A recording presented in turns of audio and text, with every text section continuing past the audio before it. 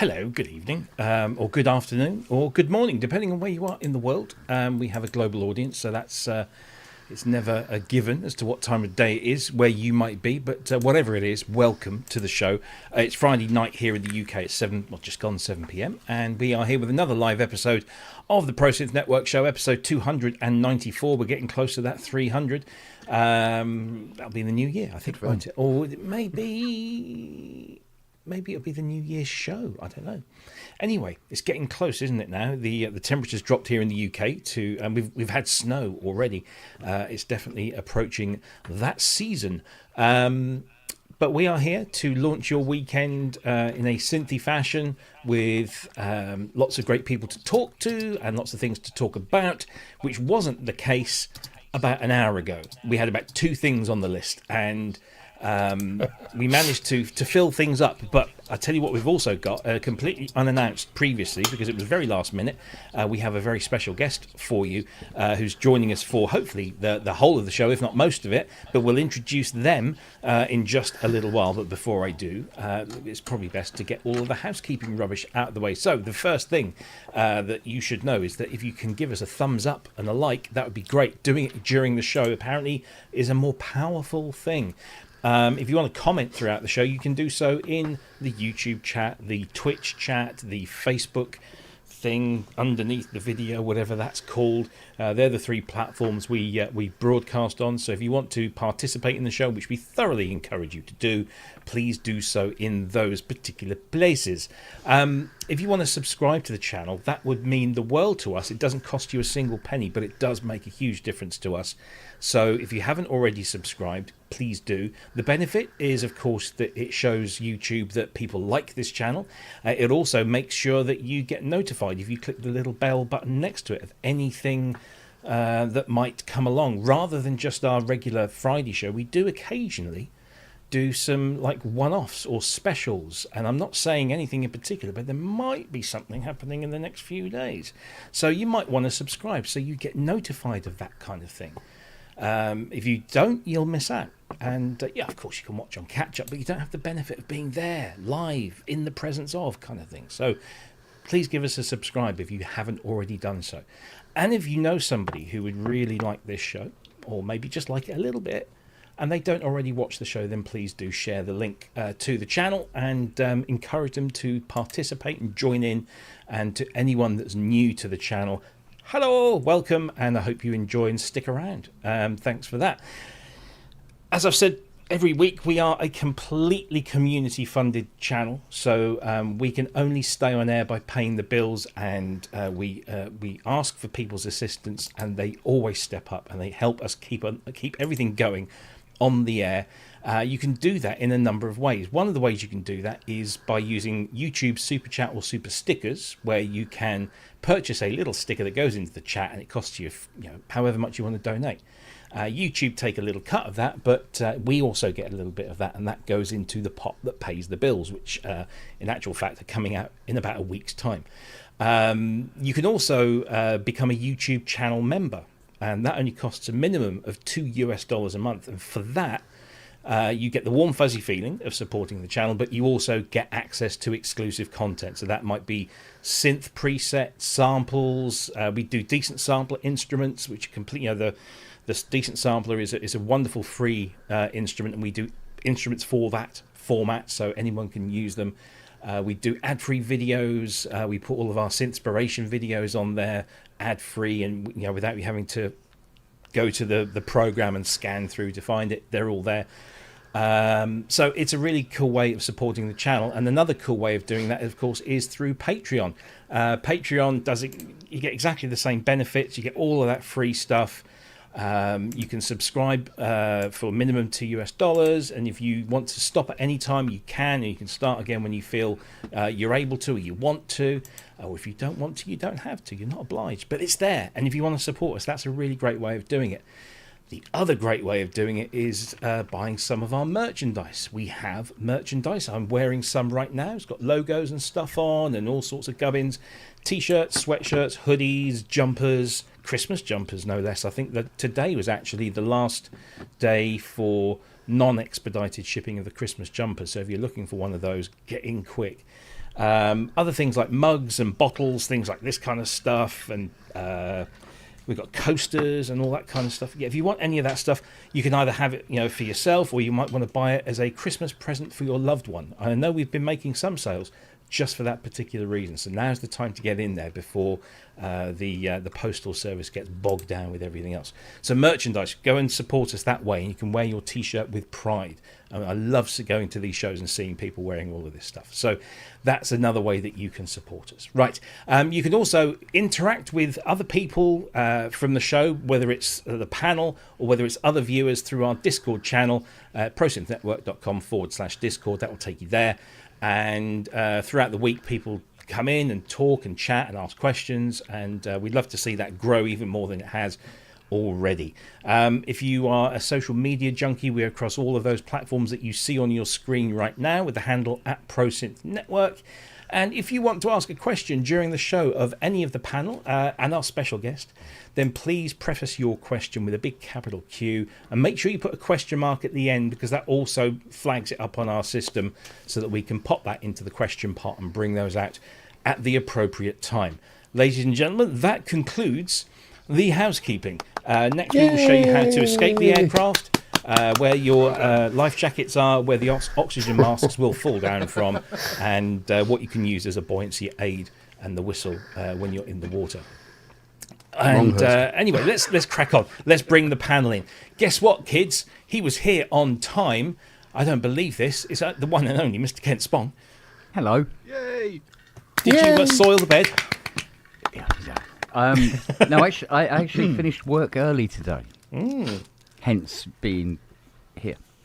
Is this synth work or Mustang work? This is synth work. Oh, okay. Yes, there was a lot of synthy work to do. I couldn't do it in the workshop because it's too cold. And the AC was not man enough to get it up to a temperature we could turn the synth on and expect it to work. So I moved to the front room where my hairy assistant has been with me all week. Your hairy assistant. Yeah. That's no way to talk about Fiona. I'm trying to solder, and suddenly there's this dog's head comes between me and what I'm trying to solder in. And and we managed to get, what was it, a Jupiter 6, 2 CS60s, what else was there? A CS70 and what was the little thing? And a little thing. A little thing. And the little thing. Was that the Roland little thing or the Moog little thing? No, it was neither. It was a. Oh, it was a. Whatchamacallit thing? The window clearer. Yeah, no, the red one. The red one. Nord. Oh, thank you. It was a Nord. Yeah. Edwin yeah. Nord. Yeah, they spelled Nord right, I suppose. So yes, so we've got all them done, and so they're at the front door ready to go. Marvellous. And it's back on the Mustang tomorrow. Brilliant stuff. Well, I'm hopefully the putting weather will hold. lacquer on. Oh, nice. Oh. The lacquer's going on tomorrow if it's warm enough. I had a turn up for the books at the garage today. I took my car in. I thought I'd got a slow puncture. Turns out all I needed was a rim job. Nice. Again. Yes. No, apparently the tyre had been fitted slightly incorrectly, and it was just leaking from the rim. So instead of having to fork out £250 for one tyre, yeah, it does a little bit. It was bubbling as well. They just refitted the tyre, and everything's golden. So interesting stuff. Anyway, moving on from my rim job, let's bring in some of the other noisy characters that you can hear in the background there. We haven't seen him for a few weeks. It's Jason Jervis, everyone. Yay! How you doing? Yeah, I'm drier than I was last week, which was quite unfortunate because I got absolutely drenched on the motorcycle, so I was extremely moist. But I've been very busy. And of course, the week before I was working fireworks for school. So Of course, yes. So good evening and howdy, everybody. It's been Good to have it's you. not through the want of being here. I've wanted to be here, just things have got in the way. Yeah, no, I understand that. But yeah, it's good. And of course, synthesizers everywhere. I mean, Yes, let's just do this straight away. Come Ugh, on. what's that? We love Modular, right? We absolutely adore it. There it is. When you say Live we, and direct. Yeah, you as well. That's the royal we. We. That's the royal we. Well, I've got to represent Modular on the show It's a nice like case. you guys. I'll give you that. It's a nice case. It's wood, isn't it? It's a nice piece. We of love a wood. bit of wood. Love a nice. Piece. Oh, it's the wrong one again. Stand there, man. Get it out. Get it out. Get it out. Your rack So, is just basically a normal synthesizer, but it looks open. Yeah, it's like one of those deconstructed dishes you get at the restaurant, isn't it? Look like you've lifted the lid. That's all. All the bits just Exactly. like not in the right place. Exactly, at the right or the right order, because you can Yes. you can mess it up. You know, Indeed. I put my my filter what I to the do. left of my oscillator. Ooh, Come on, get you. Sue me, sue me. You have to wear the Is it special like- cream. Because I remember when I was a young teenager that there was a if you got your left ear pierced it meant one thing, and if you got your right ear pierced it meant something the else. So it's, 80s. Left Yeah, it wasn't ear the was 80s. straight, right ear was gay. that's it. Yeah, Both ears really crap I with a did staple both ears. gun. Yeah, didn't care. I didn't care. Libertine. Yeah, And nose piercing, that was the 90s. Well. Welcome. indeed. Yeah. Staple gun accident. Still there. Indeed. Anyway, good to see you, Jace. Welcome back again. likewise, Always Robin. good to Thanks. have you and your input. Let's move not too far away from Jason and bring him to Andrew Longhurst. Welcome, sir. Hello. How are you all? Nice to see you. Jackson's here. How are you? I'm good. It's been one of those. I've actually had a brilliant week. Aside from sorting out some video shoots that I'll be doing next week, I've actually done some music for the first time, and it feels like about 3 years where I've actually just sat down and written from beginning, just kind of layering stuff up, putting some music together, putting some visuals on it, and it's been utterly brilliant. It's just been one of those really easy. Oh, that was easier than I thought it would be. I seem to remember writing music was always a bit of a creative. No, it was fab. It was Cool. really fab. Really, Yes. really good. I was And playing then, with. Yeah, go on. go on. No, go on. After you. After you. All right. Well, and then I told tales. I think it was last week or the week before, of having security cameras and alarms and things fitted on the place. I spent an hour, probably an hour and a half on Monday night, just looking at the live feed from the cameras, the different cameras around, just watching. There's nothing going on. There's no one around at 3 a.m, but I was still looking at them for about an hour and a half. I don't know why. No, it's incredibly voyeuristic, and I do the same. I absolutely do the same. I go through the recordings in the morning as well, just to see what my neighbours are doing. Yeah, that's what I do. I see a lot of pussy.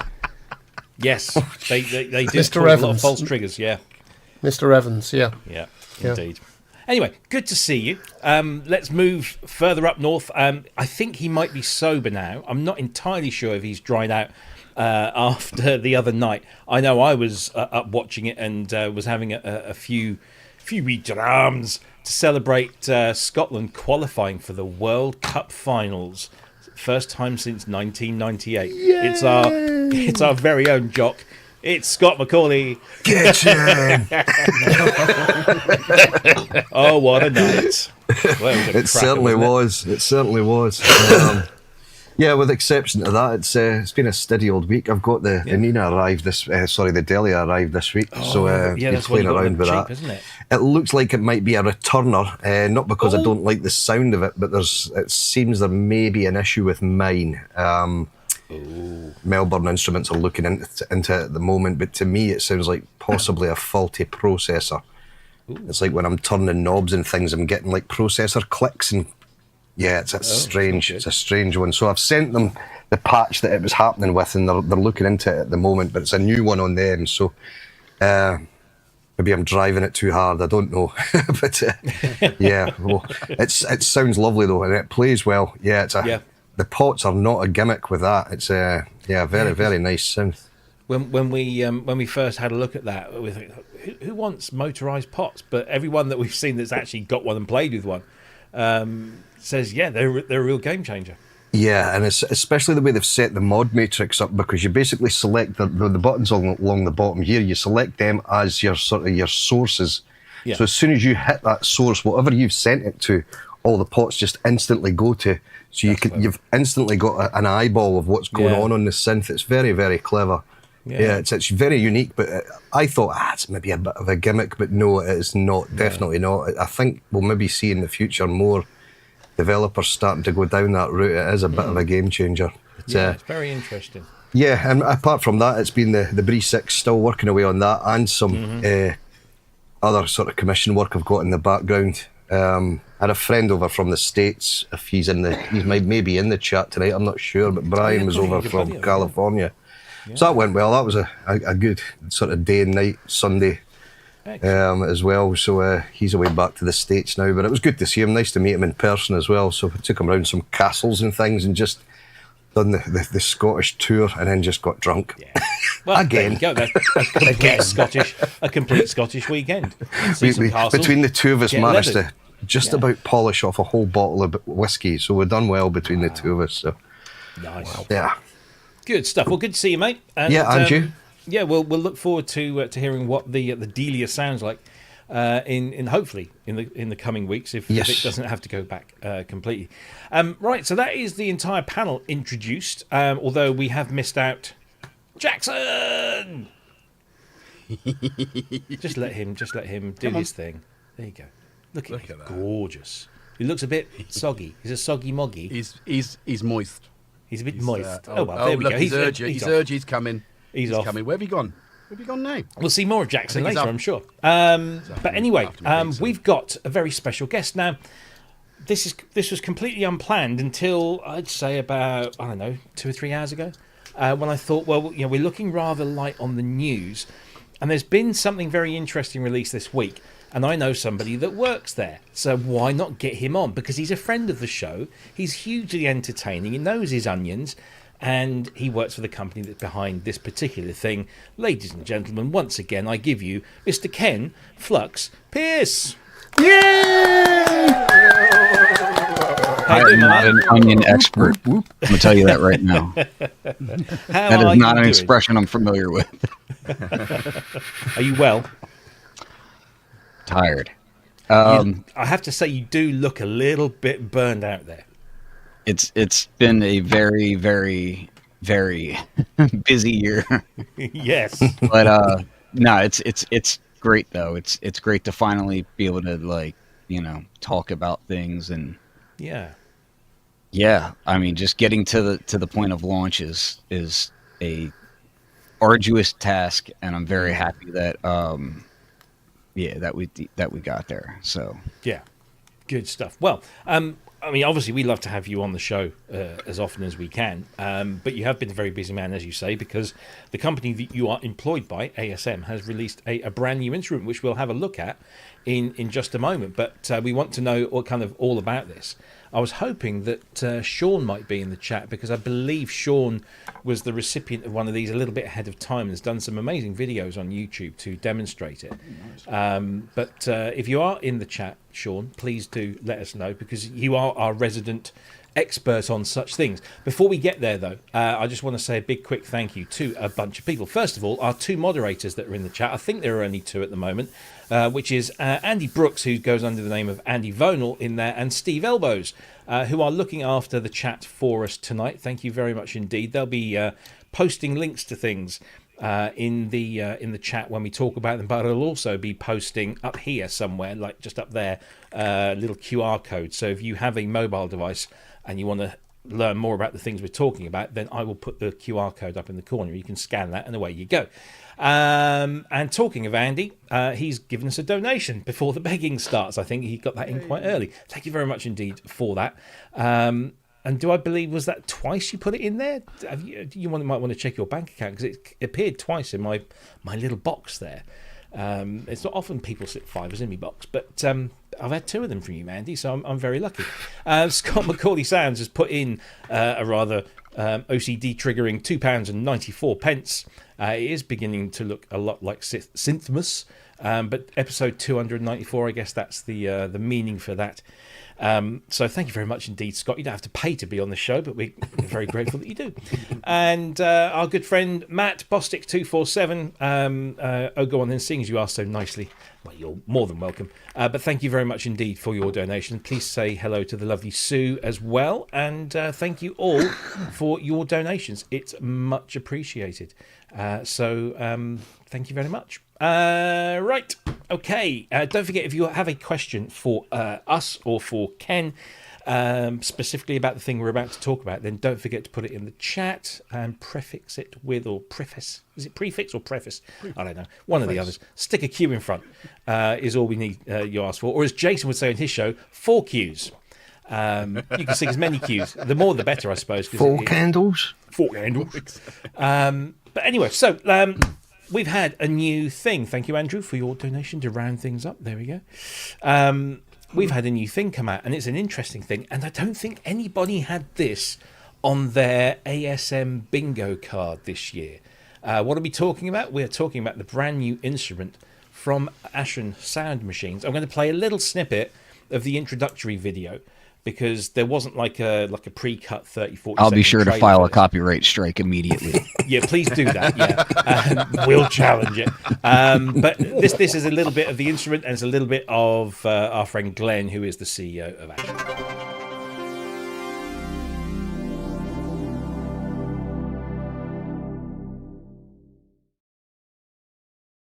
Hi, I'm Glenn Darcy, CEO of ASM Sound Machines. Today, I'm proud to present our new product, the Diosynth.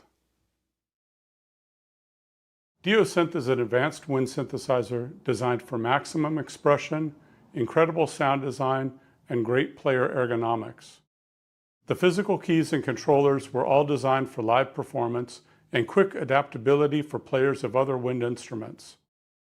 The familiar keywork, octave buttons, mouthpiece, and reed sensor make transitioning from a saxophone and other wind instruments easy. You'll be up and playing quickly rather than having to learn a whole new instrument. The mouthpiece can be easily removed for proper cleaning. It even comes with a second mouthpiece as a backup, or for your friends who will probably want to try it. We have added a fully assignable XY joystick control that can be used for 4 separate modulation effects.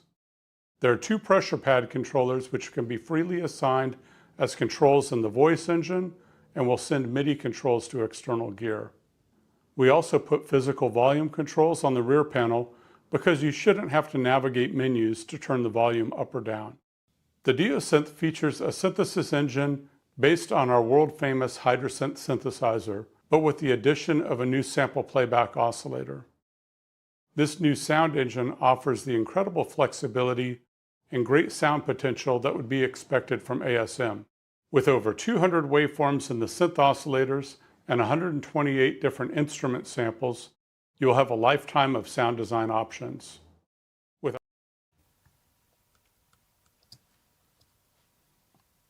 You're muted, Robbie. That's a good way to do it. It's done it again. It's something to do with this new vertical thing. It's Something very about a Do tradesman you who often blames his refer to tools. yourself as it? yeah. So anyway, Operator error. as I was saying before, I was informed of my misdemeanor there. You can watch the rest of that video on the ASM YouTube channel, where they go into a bit more detail. There's some good demos on there. I didn't want to play some of those because I wasn't sure whether I'd get a proper copyright strike from that stuff. But if you want to go and listen to it, there's some videos there. There's also a huge playlist on SoundCloud, which you can find on the ASM website. So this is the brand new instrument. Lots of people were saying, "Oh, we're going to get a drum machine." That was one piece of speculation. We're going to get something Hydra this or Hydra that, and they come out with a wind instrument, which is not, it wasn't on anybody's scorecard for this year. So, to tell us why that is, and to tell us all things Diosynth, because I was saying, is it Diosynth? Because that kind of sounds right. Is it Diosynth? It is Diosynth. We've had that confirmed from the proverbial horse's mouth. Let's bring in Ken. So, Ken, tell us all about Diosynth. What is it? Why is it? Why is it? I think is probably the question that's on a lot of people's minds. I think we were all really prepared for a lot of like head scratching and people to be like, "What?" and why is this not some form of hydrosynth thing or something, and a keyboard product or a drum machine or something like that, like you say, because we've gotten so many requests about that kind of thing. Yeah, so Glenn is a sax player. I mean, this guy went to college for saxophone. Like, he's There's a saxophone college. Yeah, Wow. I mean, he went to Berkeley. So this guy is very, very proficient at sax, and designed the EWI 4000S, of course. And so this was something that was kind of being batted around as an idea for a while, and we really had I mean, there's a much larger story behind everything that I won't get all the way into right now, but bottom line is like, this is something that is deeply ingrained in Glenn, who is our CEO. And we kind of saw that, like, the drum machine market is really kind of oversaturated at the moment. There's a lot of great drum machines out there. There's really, really good ones. There's really great groove boxes out there. There's really great synthesizers out there. But there isn't a lot of what Diosynth is, which is a really powerful, easy to program, fully featured wind synthesizer that has the full synthesis engine built into it. It doesn't take, a million years to understand how the layout of the synthesis is in it, and you can actually just pick this up and have world-class sounds in it. That's the other thing, is like the sample set in it was really important, because a lot of competing products are using really old sample sets and things that go back a ways, which that stuff was great at the time, but technology's moved on quite a lot since then. So the sample set that's going into this, like, all of this has been really Glenn, like, really Glenn. Like, I cannot stress that enough. Like, he super, super hands-on throughout this entire process, and just, everything from sampling, sample edits, to, the feel of the keys, to the placement of the octave buttons being just right, like, to you name it. He really kind of went through this stuff and made the wind synth that he wanted. And yeah, I mean, it's, the other side of it is that, as ASM as a brand, we don't want to necessarily be pigeonholed into, this one thing, like, oh, like, they're only going to be doing this, and that's not the case. Like, we have a lot of passions, and this is one of them. So, it's been a very long time coming, and we're happy that it's here. Yeah, because the other thing, and you and I and Glenn were actually having a chat some while ago, and we were talking about Glenn's history in his past, and in particular, his involvement with the Akai EWIs, and he told me a really interesting fact, and it was, we were talking about those, and we were talking about e-drums as well. And he said something along the lines of, and I'm paraphrasing here, that if a company, say, for example, Roland, dropped everything except electronic wind instruments, because they have their own versions, and e-drums, they'd still be turning a profit, because they are absolutely huge markets. So this isn't some kind of niche product, is it? No, that's the thing, is, like, I've seen a lot of people that are not a part of the wind or wind synthesizer community, like, saying, oh, this is super, super niche, and it's like, no, it's not. Like, that's, like, you're showing, a lot of times when people speak on things that they aren't a part of that world, they think that world doesn't exist, and that's a problem on their part. So it's actually a fairly large market, and it's, again, it's important to kind of just say, like, this is a market that is slightly underserved right now in the synthesizer community. Like, there's some cool products out there, but not at this price point doing this sort of power. And it can do some really cool stuff. And I'll be the first person to tell you. Last time I played a wind instrument was in, I think it was elementary school. I played saxophone for like a year, and I hated it because I only picked it up because they wouldn't let me play drums and they wouldn't let me play guitar. And I was like, "What's the next sexiest instrument?" Saxophone. There you go. It was all about being sexy, right? I had a friend at school who said, "I want to learn to play saxophone because it is a girl magnet." Because Yes. and he was referring to all of those classic songs that have a real sexy sax solo in. And of course, I went think to elementary school in the '80s, so like yeah. I think he was secretly a Kenny G fan, but well, listen, don't make any comparisons to me and Kenny G because that's not going to work out for you. No, you're Kenny P, not Kenny G. On so many different levels. But no, it is a very very popular market because especially in environments like apartment living, if you're in a city, electronic wind instruments are absolutely essential because you've got a lot of neighbors and you don't want to be upsetting them. But it's a very popular thing. You've got one there. I mean, is that plugged in and connected? Can you demonstrate? So again, I am not a wind player, but I am a synthesizer enthusiast, and that's where the two worlds kind of combine. Mm-hmm.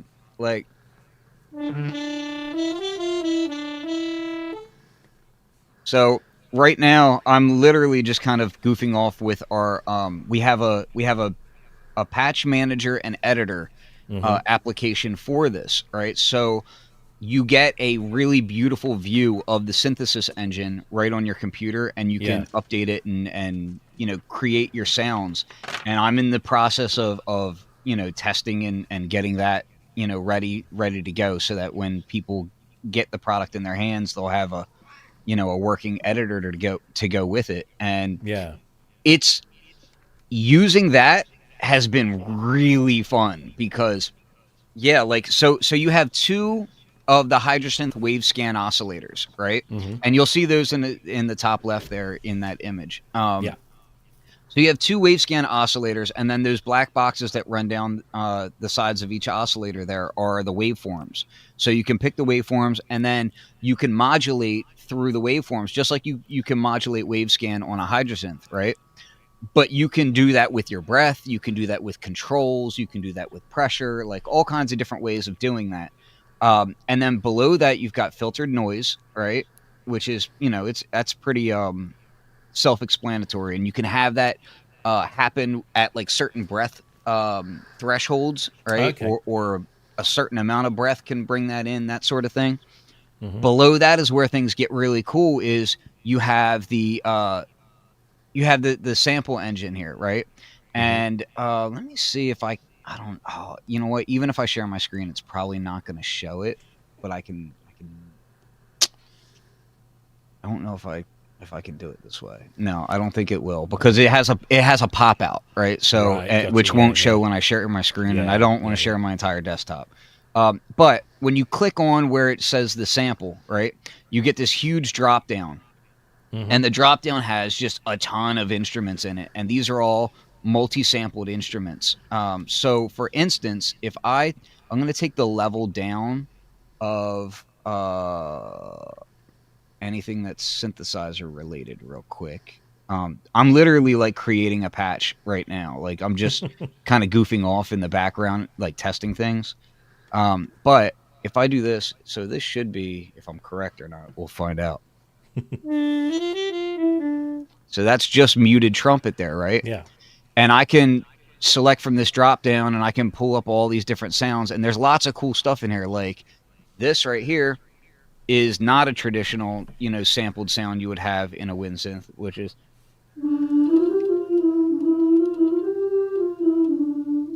that's analog synth voice, right? But then we can do things like, we also have the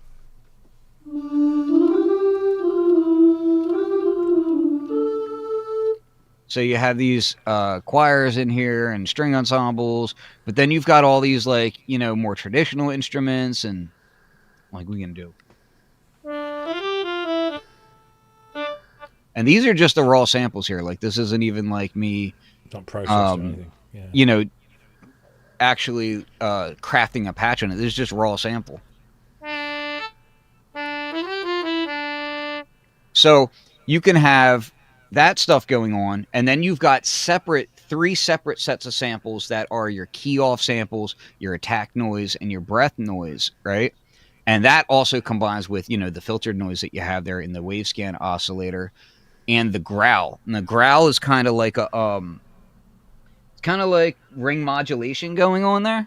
And but the way that you can control it, it essentially is kind of like overblowing and getting that that growl when you're playing. Really cool.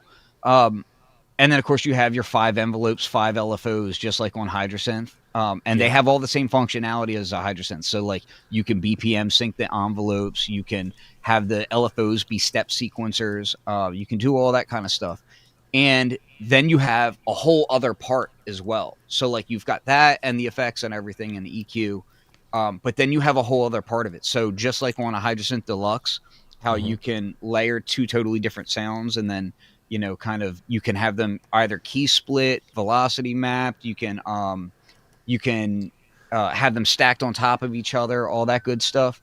You can do that in this as well. So you have 2 whole synthesizer going at once, and you can do some really cool stuff with that. A lot of stuff that I've been learning from Glenn about, you know, the WinSynth community, stuff like what Brecker was doing with having like sequences running inside of the patch while he's playing. You can do all that right on the WinSynth itself, and it's, you know, you don't have to. You know, certain other, like, I'm not naming names and I'm not trying to decry anybody else, but like I've looked into like some of the applications and how synthesis is handled on some of the other products that are in the market, and they're convoluted. Like, it's very difficult to create a patch, and it's just not fluid. And this is like taking a really, really nice VST, and like, as basically every time you let go of your mouse click, like I use Magic Trackpad, right? Yeah.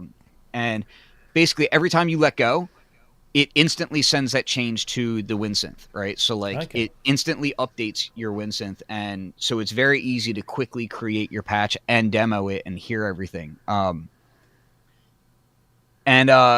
Yeah, super fun to create stuff. I've been having a blast messing around with the samples and stuff, just because it's like that's kind of a new world for ASM, and these samples are not like the old samples that you would hear in other products that have been around since, like, you know, the mid 90s or whatever. These are all brand new samples.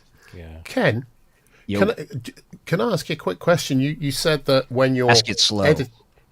When you're editing, when you're editing on the track mouse, you let go and then the update goes. Yes. Does it not, or is it not able to track changes as you make them? So because it's updating the engine of the WinSynth itself, like if you were to be doing that, like it's actually writing it to the product right then and there. So no, like you wouldn't want it to, like, you're not going to be holding down the mouse and sweeping the filter and hearing it sweeping the filter, because there's like all kinds of other things going on in the background there. So it's more like you would set your points and then let go of it, and then you'll hear it, you know, when you play it, that sort of thing. It also kind of like would be difficult to do that while playing anyway, because you kind of need your hands on the instrument to play it. And there's, I kind of have some thoughts on things that we can do to kind of even improve that stuff too. So it's still, I wouldn't say early days of the app, but it's still like, we're still working on it and still doing things to it and improving things. One of the things with wind instruments, electronic wind instruments, is connectivity, and there's this kind of concept of it having to be tethered to something for audio or for MIDI or for whatever. Tell us a little bit about the connectivity that you've got on this, because it's got USB, it's got traditional MIDI as well, but it's also got Bluetooth. So what's connecting to what? So the Bluetooth is more like you're sending Bluetooth into it, right, for audio, like when we're talking audio. Yep. Okay. So Bluetooth audio would be going into it. So that's like if you want to be like doing a jam or like, you know, trying something out, whatever. Like that's audio in. Otherwise, you'll get a feedback loop, which we don't want. Sure. The Bluetooth MIDI is in and out. So it does have Bluetooth MIDI. Let me double check that I'm correct on that. I believe I'm right. Yeah, it is in and out. I'm going nuts here. I will say, Apple's Bluetooth is not great.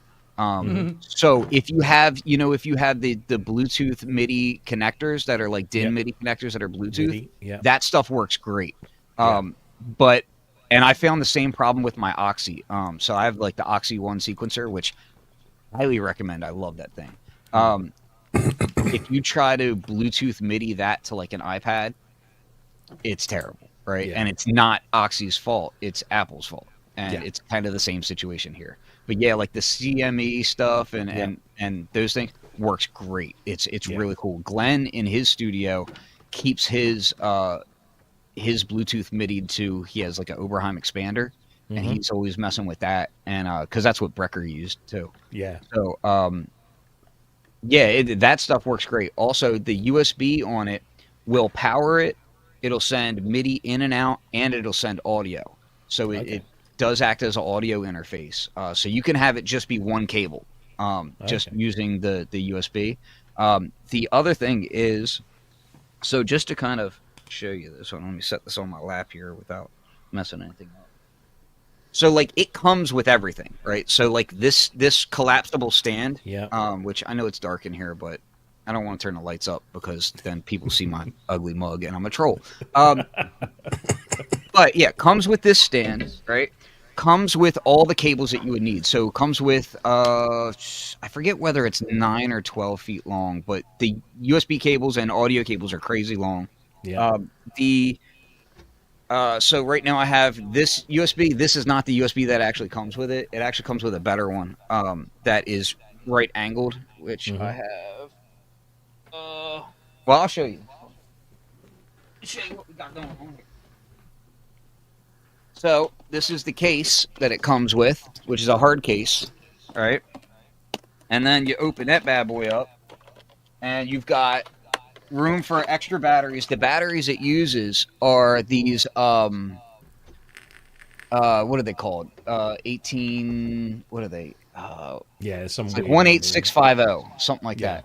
Anyway, you can get them off of Amazon for dirt cheap. And so they're like dirt cheap rechargeable batteries, and they give you way longer life than AA's would. So that's why we went with those, and it's way better for the environment, all that good stuff. Then you got, so like the USB cable, I don't know if you can see it well. I'll put it in front of my face. Right angled, right, and quite long. And then it's got a USB isolator for power. So if you're getting noise and that kind of thing, because that's something that like no company can kind of predict how other people's systems are going to react. I'm actually not having any problems with mine plugged in just straight, but that's not to say that it can't happen, because I mean that's why I personally have actually have a bunch of. This is not Diosynth related, but this is just audio in general. Everybody should have a few of these in your studio. They're USB opto isolators. They help when you have USB noise. So that's just for any product in general. But it comes with the neck strap. Comes with so the audio breakout cable is nice too. Let me unplug this so you can see. So it's a single cable because the output on it is TRS stereo, and then it breaks it out left right. That's cool. So yeah, I mean it's literally like you buy it and you don't have to buy extra stuff, and you get an extra mouthpiece. But like you buy it and you have everything you need. Like you can take that thing out and go rock out. That was one thing that really struck me when I saw it, is that it isn't just the instrument and then you have to buy the case, and that everything's in there. Say including a spare mouthpiece, which is always good because you don't want to share that around.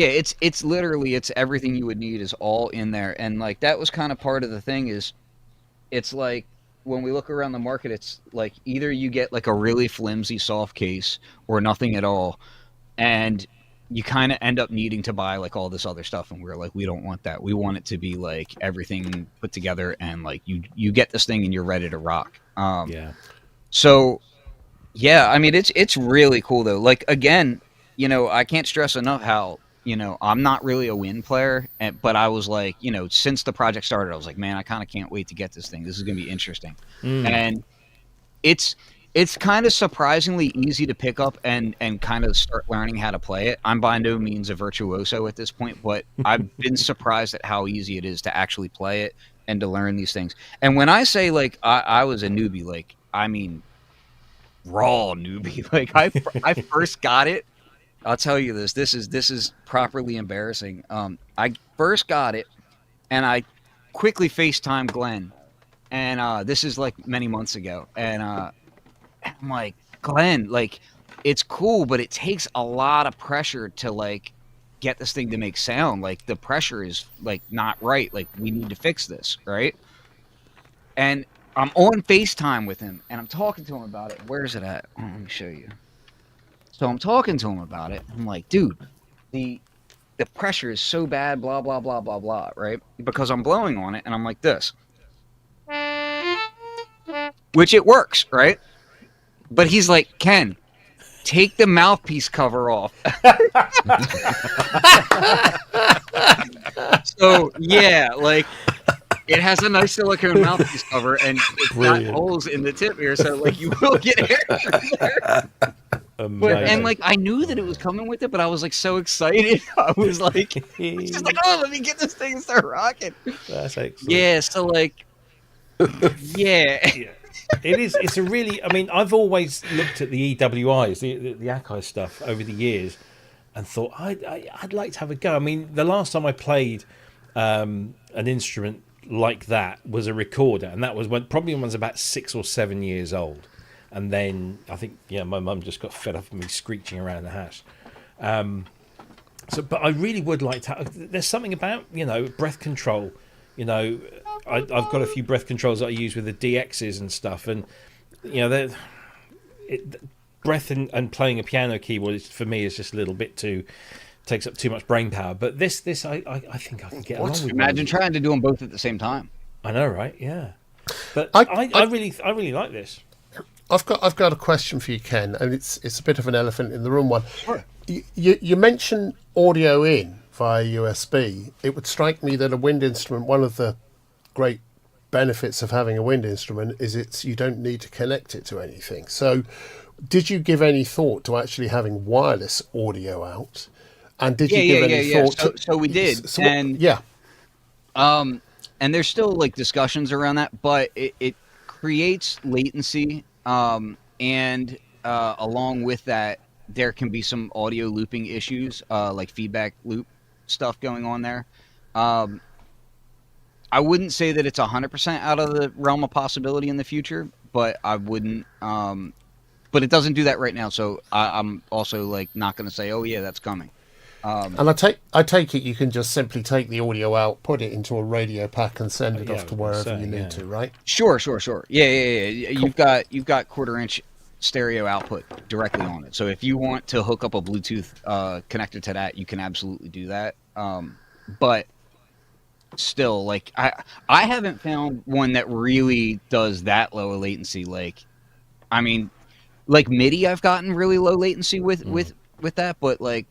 I don't know. I just haven't. Like, I actually keep a Bluetooth audio connector, sender and receiver in my modular, like just plugged right in like that, and which is fine because it's like usually with that I'm not sending it audio that needs to be so perfectly tempo synced or anything. I'm usually sending it weird YouTube clips or something that I'm then sampling in my ER 301 or doing something weird with.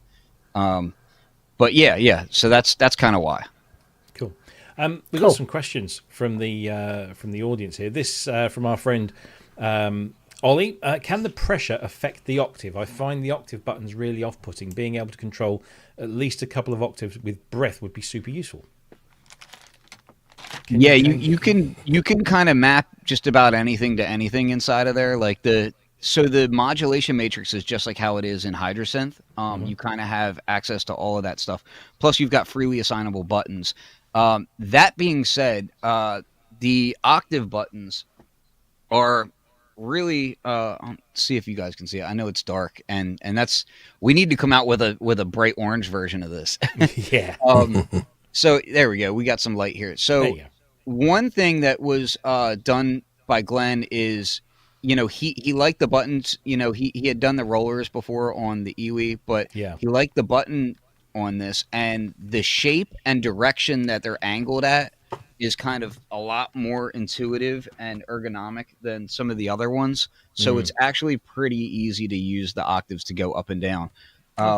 There's a YouTuber by the name of Foolish Frankie, and he did a recent video that I saw last night, and it's him basically comparing a bunch of them, and he just got a Diosynth like the other day, and so it's not like a YouTube advertisement thing where it's like all about Diosynth or anything, but it's just kind of more him talking about like the differences between the different ones that are on the market, and then him showing Diosynth as well, kind of towards the end.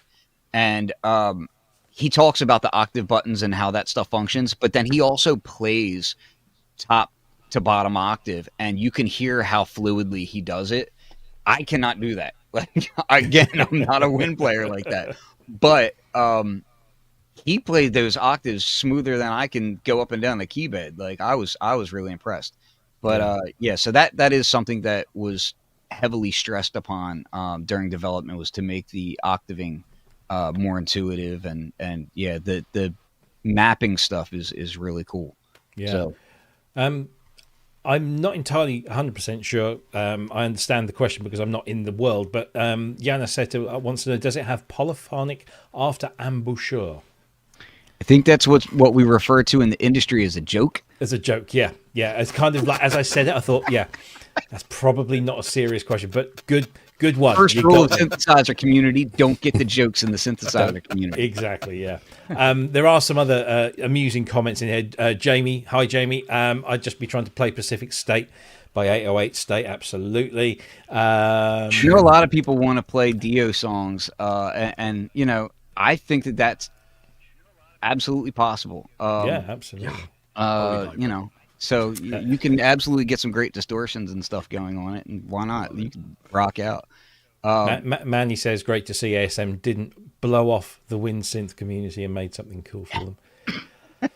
He's here all week. It's really funny seeing the reactions in general, just because like I was fully prepared for like just a ton of hate and all that kind of stuff of like, oh, this, we wanted, more of XYZ and not this, and because it does speak to a different community, or at least a different, the communities overlap quite a bit, but it's like, if you're just a keys player, it might not speak to you as much, and that's fair, and that's fine. Like, it does, not every product has to speak to every person, but a lot of the wind players, do also play keys, because let's be honest, keys are, it's pretty easy. It's pushing buttons. They're right in front of you. You know what I mean? The thing is, lots of people in our community play monosynths as well as poly, right? and we do that, and we're constantly on about how to get synths to work at their best. It's about the articulation, it's about the aftertouch and everything else.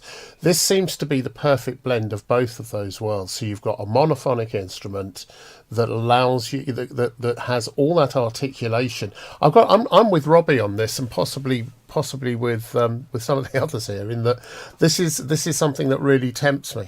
It's something. And you've got the DIN MIDI out on here as well. So it does have DIN MIDI. I got to get that angle right because it's so dark. But there we go. Yeah, you've got DIN MIDI right there. Mm-hmm. If you like to blow spit at people, you can do that. That's cool. Always like to do that. You read my mind. But yeah, it's, and of course, the other thing is, I like people to notice that we do have a new logo. Yes, so we updated our logo, and I'm really actually. I know it's like a little thing that doesn't necessarily affect the community that much, but like. Mm-hmm. It's very clever. The logo thing was really actually kind of a big deal, and we've been wanting to do it for a while.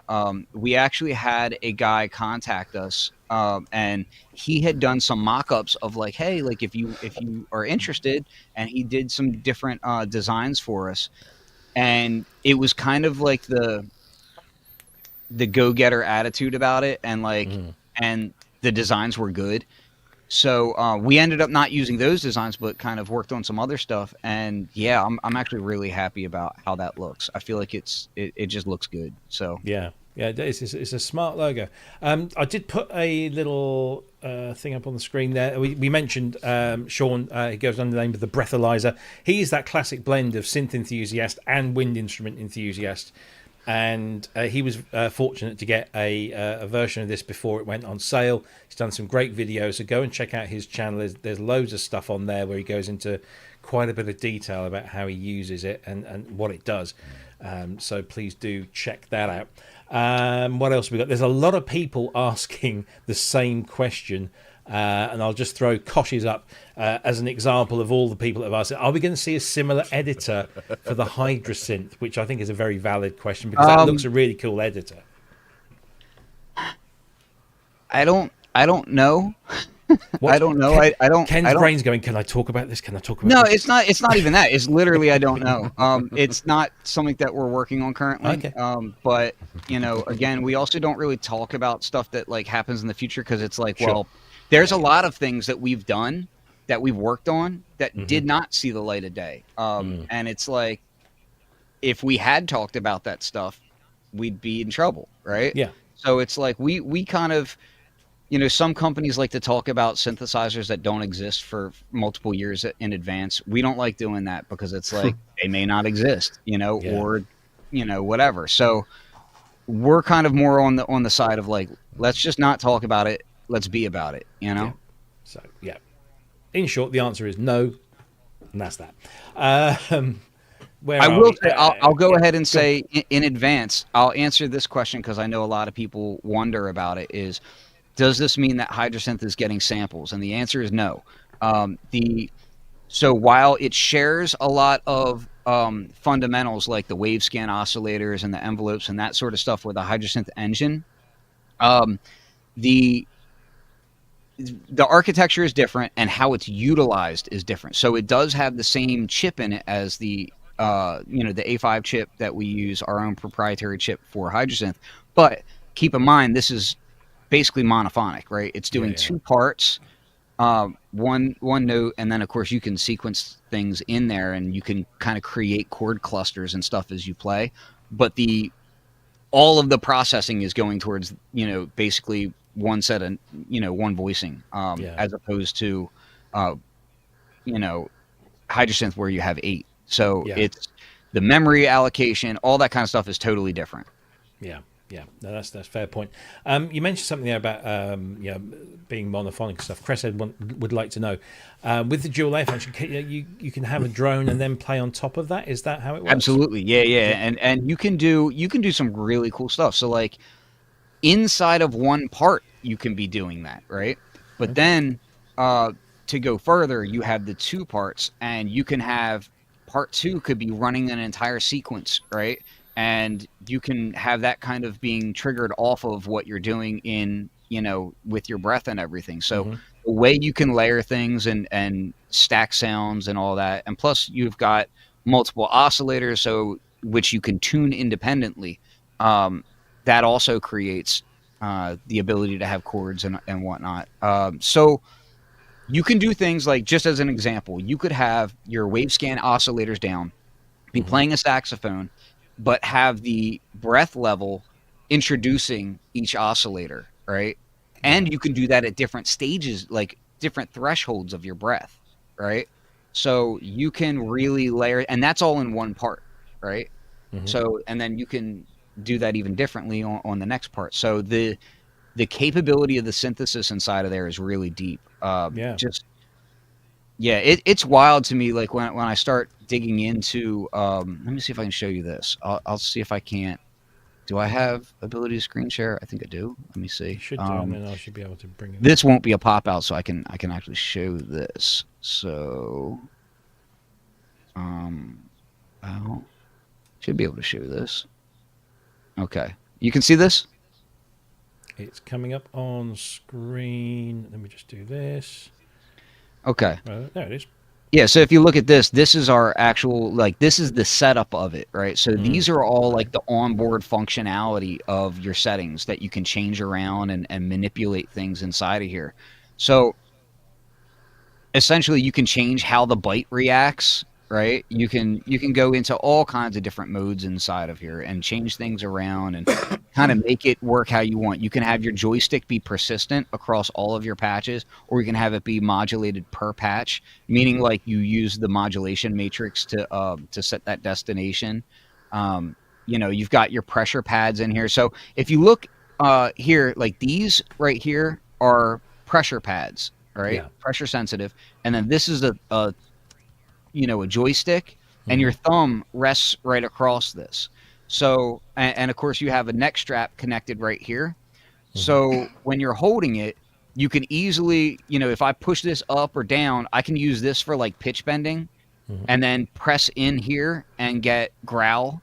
And then maybe press here and like have an envelope opening up for the filter or something, doing different things like that. And you can assign that however you want. Additionally, I could have up here, I could have my bite introducing the growl. Another thing that's different on this from a lot of the other wind synths is I noticed this just from looking at competition and whatnot. Most of them that have a speaker don't have dedicated controls for their speaker. You have to menu dive to be able to adjust the loudness of the speaker, which is crazy to me. Yeah. So yeah, we've got dedicated controls for that stuff here. These buttons here are assignable. The way I tend to use these so far is I make these patches. So like you can go forward, backwards on patches, and then set like a favorite patch or something to one of them, and just jump to it like that, which is really cool. And here you can see you can make them latch or momentary. If I go into the functionality, here's your functionalities of those buttons. Yeah. Right. So you can engage. So you can have a favorite patch here, previous favorite, or just your regular patches, patch, and glide. Right. So lots and lots of tweakability for whatever you want to do inside of here. You've got all your output levels. Did I read something that it's got an accelerometer in it so that you can move it and wow. So that's cool. It's a gyro in there, so it will detect your up and down positional angle of the synthesizer, so you can use that as a modulation. And that's something that I feel like that's something that I'm not using as much. I'll be honest with you. I'm more using I'm still coming to grips with how much expression you get out of breath alone. I mean that to me is wild, and I really like the joystick. I'm finding the joystick is just surprisingly intuitive, and the first push button, like as someone who's not a good wind synth player, those are the controls that I find super intuitive and easy to play right out of the gate. So yeah, we've got gyro, we've got all that good stuff in there. Nice. Bite sensing is pretty neat.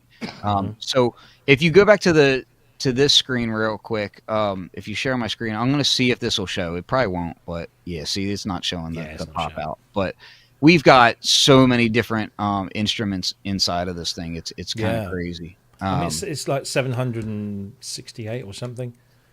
Something like that. I forget the exact number off top of the head right now. Six times 128, I think there is something like that. Yeah, so there's I think it ships with 384 patches, and then you have another 384 patches that you can add to it, and of course you can overwrite any patch, just like on Hydrosynth. Like we don't lock you out of being able to say I don't want to use these. You can store up to 768. It's an incredible thing. One last question, actually. Well, there's this one here which I can answer because I've just looked at the spec. The editor does not run on Linux; it's Mac PC. No, only. we don't support Linux at the moment, and I know that there's some people asking for Linux. I'll say this: I use a little bit of Linux, primarily for video gaming because I'm a nerd. But I get it. I get that there's people that want that. Most of the things that I've seen work fine in Wine. So you though we don't officially support our patch managers and stuff working on Linux. So far, everything that I've seen, they work with Wine. It's just not an official supported thing. I think if we were to actually officially support Linux, we'd really have to see the demand for it, and we haven't seen that much demand for it. So just to be honest, and this is coming from a guy who like I goof off with Raspberry Pis and Steam Deck and all that kind of stuff. And I'm excited for the new Steam machine, but it is what it is. A couple of questions from two different mics. First of all, Mike Hunter, MIDI 2 support? Not at this time. Not at this time. I don't know if that's a thing in the future or not. I don't know. I mean, I guess for controller resolution, maybe it would be useful, but I don't know. That's not something that we've really explored on this. So fair enough. The other mic is a good friend of ours, of course. This is Dr. Mike McAuley. Does it have a Mellotron Mark II flute in it? Is there a Mellotron sample in there? No Mellotron samples. However, I will say it would be very easy to create that sound inside of it. Like, it would be extremely easy. And for the record, you kept saying, nobody had this on their bingo card and nobody expected it. Except I kept telling you guys every show. I said, we're working on an electric kazoo. And you guys always thought I was joking. He did. Let me tell you, you can make a beautiful kazoo sound in this thing. Which is a wind situation. Hey. I can't tell you how many times I've been in the chat this show and I said that we were working on an electric kazoo. That's true. This is very, very true. Okay, well, listen, it's a great thing, and I think you actually have done. I I'm think excited to see this in the hands of someone who can play it. And yeah, check out that Matt Morant's video too, and Breathalyzer's videos. And Breathalyzer is another guy that he's a KnobCon alum, and KnobCon is actually where we debuted Hydrosynth. And so it was great to be able to get one in his hands as well to see what he can do with it.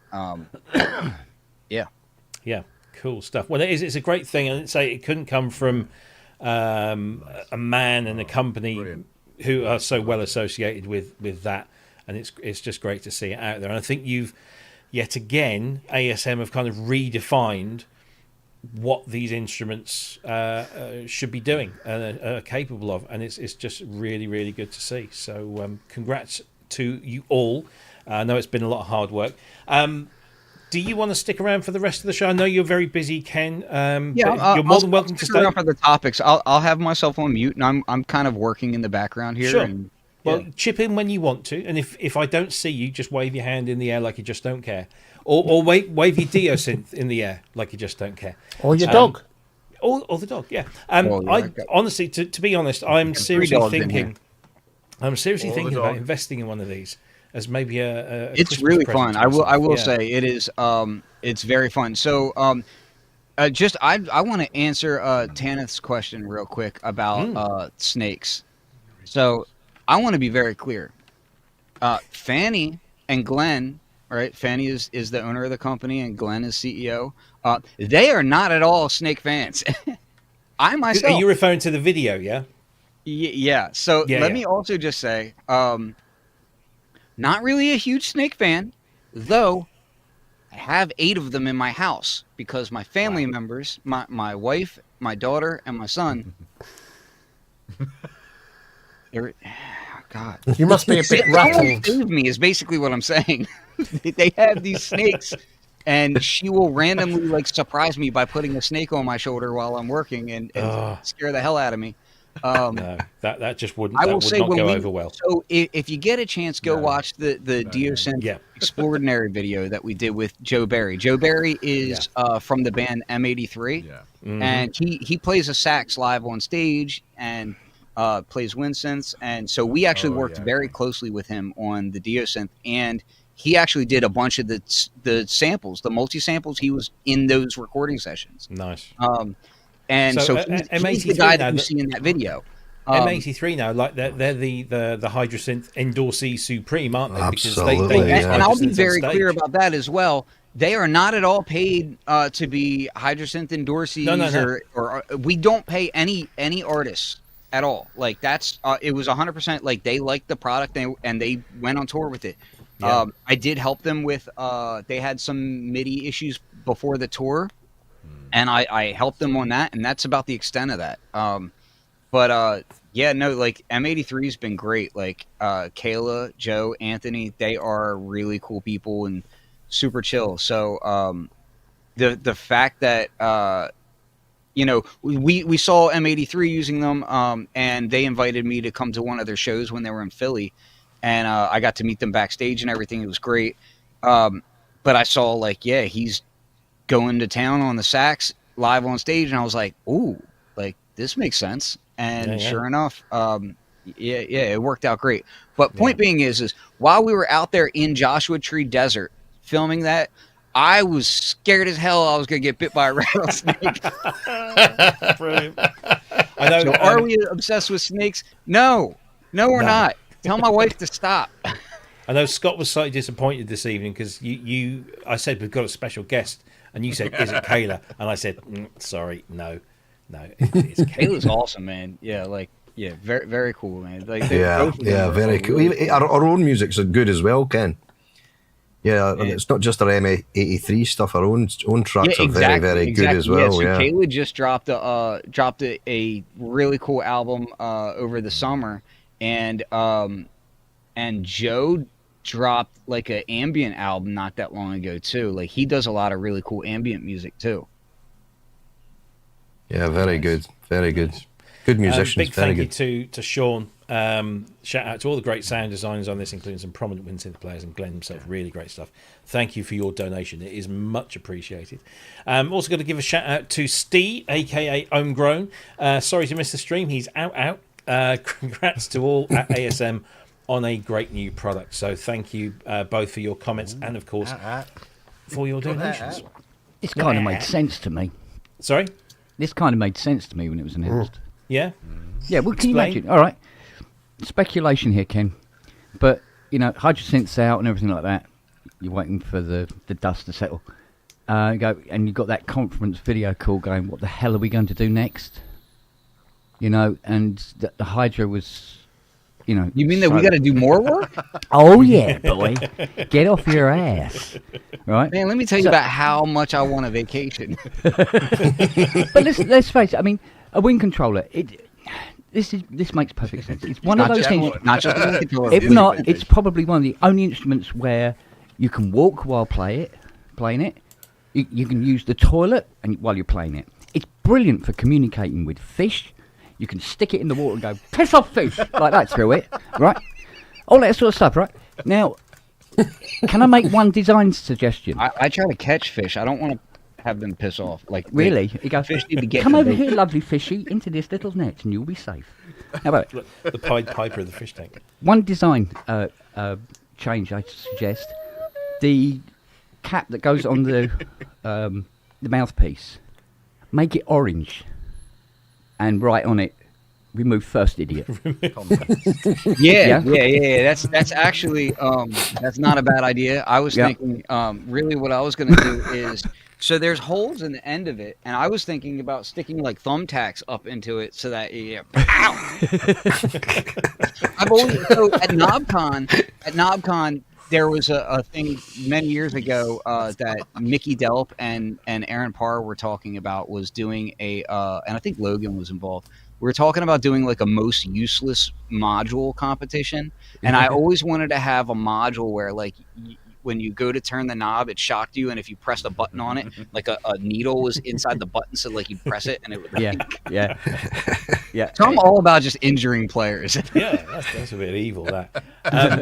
But yeah, listen, congratulations on this. This is a great addition to I think it's the range, and fantastic stuff. Yeah, looking forward to actually trying one out. So we honestly we were struggling a few hours ago when it came to news, and so I managed to scrape the barrel, and we've got a few other things to talk about.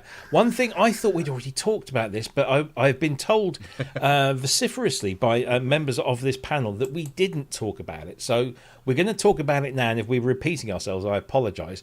I did go through the shows and I couldn't find anything. So let's talk about this. This is brand new from Spitfire Audio.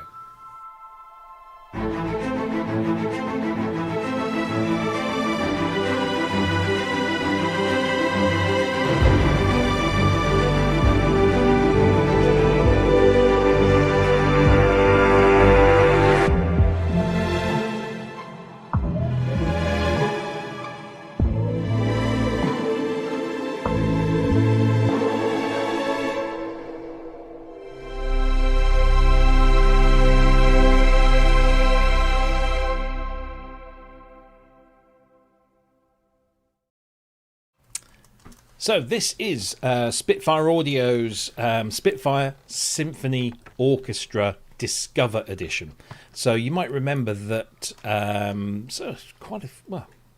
few years ago now, wasn't it? They released the BBC Symphony Orchestra, and they did 3 versions. There was the Pro version, there was the Core version, which was slightly cut down, and then there was the Discover version, which was completely free of charge. And you could get that and then buy into an upgrade through the ranks. Now they've done this with the Spitfire Symphony Orchestra, which was recorded at Air Lyndhurst. The main program itself is already out there. It's about $499 for that library.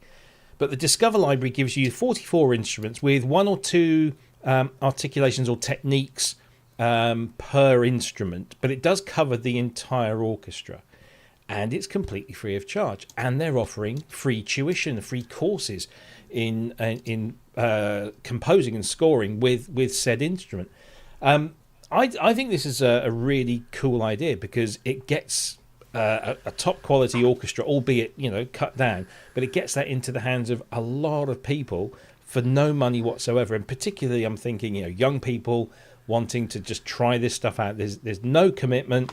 You just sign up. You have a Spitfire Audio account, and you just register it. It uses Contact Free Player, so you don't have to pay for anything there. I was a little disappointed it didn't use their own instrument player because I think that's a really good one.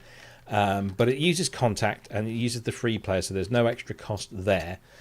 And like I said, you get 1 or 2 articulations. The other thing I didn't like about it, I'm getting this in there straight away, was when you call up, say, the violins, you've got all the articulations shown on screen, and like 1 or 2 of them are the ones that are available to you. All the others have a single demo note, and it kind of makes you look at it and think, oh, I've got that, and you click on it, and then the keyboard shrinks to just 1 highlighted note. So it's basically saying you can play 1 note, look at what you could have won, but you only get a couple of articulations, which I guess is fair enough. I just think this is a really, really cool thing for Spitfire to be doing, and of course to offer the education element in that as well. Thoughts on this? Let's go to our resident orchestral library expert. He owns pretty much all of them. So let's bring in Mr. Spong. Do you have? I'm assuming you have the original anyway, don't you? I have the main original, yes. But yeah, this do is you what benefit from this. Well, yeah, obviously. I mean, because it's 2-tier, isn't it? It allows people to get into this, type of thing. But it is kind of like, it's like child catcher marketing, who wants a lovely lollipop, right? And you go, oh, it's free and all the rest of it. You leap in and you go, oh, wow. And then you hear almost like a slap in the face what you can't have. Yes. As well. He's going, yes, you listen to this. And you go, oh, that's lovely. I love that sound. You go, yes, but it would cost you money. You must upgrade. That kind of thing. So it's a bit of both, isn't it? It's cynical marketing, but it's also an opportunity for people to get in and try out what it's like to mess around with these type of libraries. So yeah it's swing and roundabout in a package. Yeah, I guess by having the elements that you don't get there with a single note demonstration of each. Yeah. There is a benefit from an educational perspective because there's a lot of Italian going on in these things, and you might not know what all of these terms mean and what the difference is between that note and that note. And so you at least you get a demonstration of that in there. But like you say, it is a little bit here's the bait. I don't. Yeah, I mean, obviously they've thought about this, but I mean, another way of doing this would have been to give you all of the articulations, but reduce the range on the keyboard. So you can actually get to, at least in a little bit, play just tiny bits. But of course, I think what they're thinking there is, well, if somebody was clever enough, they could figure out a way of just keeping it small, multi-tracking, and get the full experience of not having to buy the big one, although it would be a lot of extra work. But yeah, I mean, they could have just said, nah, that's how much it costs, mate. Off you go. And you've got to leap in and take the chance and see if you can get on with it or not. Yeah. So in a way, it's a good idea. It'd be ideal for schools as well. Yes, exactly. Anyone who's learning. Yeah, absolutely. But if it is primarily aimed at schools, I don't think it needed the teaser in it. Do you know what I mean? So, because they're trying to say, oh no, this is the pizzicato for this particular instrument they're playing. And people go, oh right, so we know what it sounds like. And go, yeah, but we can't do anything about it. Sorry. Moving on. Yes. So it's more about that thing is more of a personal marketing aspect of it. So but like I say, bottom line is it doesn't cost anything. I mean, go for it. This is the other thing, is that you get a mini course from Think Space Education, of course, Guy Mitchellmore, who's very well known in this field. Very, very good teacher, that guy. Very, very good. I mean, I did the course, one of Guy's courses, scoring for music and games, for films and games. Yeah. Scoring for music. Massively engaging. Yes, and it was really, really good. And I really enjoyed it. Scoring music. Scoring music, yes. But yeah, you get this introduction to writing for orchestra as part. You can just sign in and get that for nothing. The instruments that are included, as you can see on here, I think this does constitute pretty much an entire symphony orchestra, give or take one or two things. But there's plenty of solo instruments. There's some group instruments in there. There's lots of percussion. There's an ensemble in there as well, but you do get a lot for your money. But it is it is quite a bit cut down, as you can see here. There's less than half the instruments, a lot less techniques, a lot less mic positionings, and legatos and solos and full key ranges, etc., etc. And of course, it's only 5.68 gigabytes compared to the nearly 400 gig of the full thing. So it is quite a bit cut down, but it does get you into that realm and start basically being all of the tools that make it sound realistic in a full orchestra setup. Yeah. But I think for a lot of people that are not that detailed in how they program and how they play and whatnot, this gets you really far along with that sound. Like absolutely, yeah. It certainly gets you in the ballpark. Our resident educator, Jason Jervis. From an educational perspective, do you see the value of this? Oh, am I? Oh, right. Yeah, because I mean, obviously, in a classroom, you've got scoring tools. So yeah, but I think Kent's right. I mean, it's crippled, isn't it? This phenomenal. Yeah. So I think, in a classroom perspective, you'd want everything else, because that's where its beauty is. But we, not maybe it's sort of like a higher up education, sort of more sort of a sort of degree level. I think would be where you would get the best out of that. But I mean, anything's got to be better than the built-in sounds on Sibelius, right? Well, quite. So maybe that's exactly a starting point. Yeah, indeed. What do you reckon, Scott? Yeah, it's a good thing. It's like Kent says, it's more of an introductory thing for people. It's probably I'll give it a try and see how it sounds. I'll download that free one and see how it sounds. I'm sort of chock-a-block with libraries as it is at the moment, much the same as Kent. So it's not something that I'd probably ideally go out and buy now. It's not something that I would be looking to buy at the moment anyway. But it's a good thing. It's a good thing. Anything, and especially educational wise, anything that's going to get young ones into music's great. Yeah, absolutely. And of course, it's free, so you've got nothing to lose. Yeah, exactly. Nothing to lose. Talking things that have got anything left to lose, Andrew, what do you think? So kind.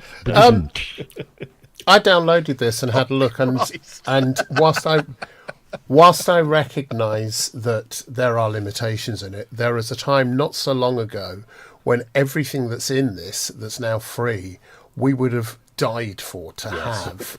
True. on any of the instruments that we have already. You could do a full score with this. I mean, you won't be able to do all of the articulations, but that doesn't matter. There is enough here to make it worth having. And there are other freebie instruments they do as well. They're, the same with, if you download Contact, the free version, you can get free versions of other things from them as well. Yeah. So I think, look, yeah, you may think, well, maybe I need to upgrade to get the best sound. But I've, like Kent and Scott, I've got a lot of libraries now. I'm getting more and more as I go on. But there may be some of this stuff. I still like to get the full orchestral, BBC orchestral library from Spitfire as well. But this is a good library. It's a good sound, and you can do a lot with it. Don't be fooled, and it's free. Yeah, absolutely.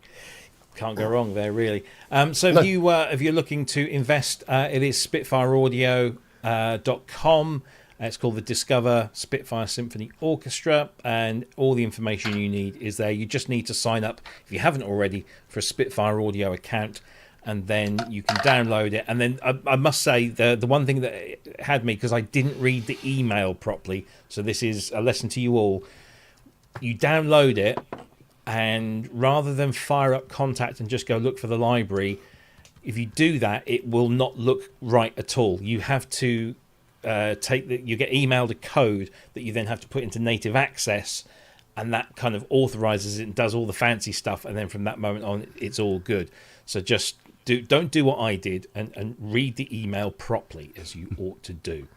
Right, and we mentioned this company earlier, and they used to be a perennial favourite here on ProSynth Network, and so we're going to mention them again because they've got something new coming.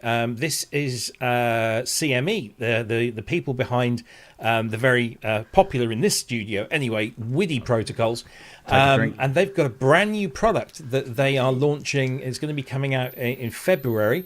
You can start the pre-order in January. This is the H12 MIDI Pro Premium USB Host MIDI Hub, your portable MIDI brain. This is quite a feat of engineering. So what you've got here is you've got on the back you've got 6 MIDI ins and MIDI outs through 3.5mm TRS jacks. Then above those you've also got 6 USB MIDI connections, all USB-C. Those USB connections give you 16 in and 16 out host ports, plus 8 in, 8 out client ports, as well as the 6 in, 6 out TRS MIDI ports. Near zero latency performance, high-speed octo coupler, and then everything is managed through a piece of software, but you don't need to have the computer connected to use this. And this is the brilliant thing, and I can see this going down really, really well with lots of people, particularly live jammers and performers where they just want a MIDI configuration, but they don't want to be tethered to a computer. Using the software, you can configure your H12 MIDI Pro in any way that you want. So you can route any connection to any other connection, use MIDI filtering and all of that lovely stuff. MIDI mapping, 6 presets that you can store. And each preset will store a complete configuration. So you can then program your unit, unplug it from the computer, and then just select which scene 1 through 6 that you want to use with this device. It's just an incredibly powerful system. By the way, the editor, we spoke about this earlier with Ken about the editor for the Diosynth. This one is compatible with Windows, Mac, Android, iOS, and Linux. So there's just loads of stuff going on here, and it covers everyone. So if you're an iOS music maker, or a Linux music maker, or a Windows, Mac, or Android, whatever, this will work with you. And if you plug in one of their WIDI hosts, whether it's the U host, the Jack, or the other one that they do, you can get WIDI connectivity in this as well. How much is it, I hear you ask? Well, if you get in now, or get in through, should I say, get in through the pre-sale period, which starts in January, you can have it for $139 US. After that, it's going to be $199 US, and that's just the MSRP. So that could be a little less in retailers. Now, the good news is that CME are sending one over here, and it's currently en route from the Far East. So hopefully we'll be here in time. Well, it'll be in time for next week's show, but we won't be covering it in next week's show, I don't think, because we've got some very special guests coming in next week. So we will be able to give this a go and learn a little bit more about it. But from a MIDI connectivity, I mean, we've all got loads of instruments in here, and maybe some of us go out and some of us don't. Jason, I mean, could you see yourself making use of something like this when you're out and about doing, live jams and all that kind of stuff? Well, my whole studio's held together by one, is it 8-port through box? Because, of course, I don't have anything plugged into the computer. It's all free range. So I need to be able to send a MIDI clock and then to have that spider everywhere. So being able to have something that's a bit more sort of programmable and can be programmed via a wireless device through, like Android or iOS. I mean, that's suddenly, it's like, oh, that's the next level for me. So yeah, totally interested in this. Yeah, absolutely. Yeah, it looks really, really good. It's one of those things that I think you kind of take for granted, but yeah, indeed.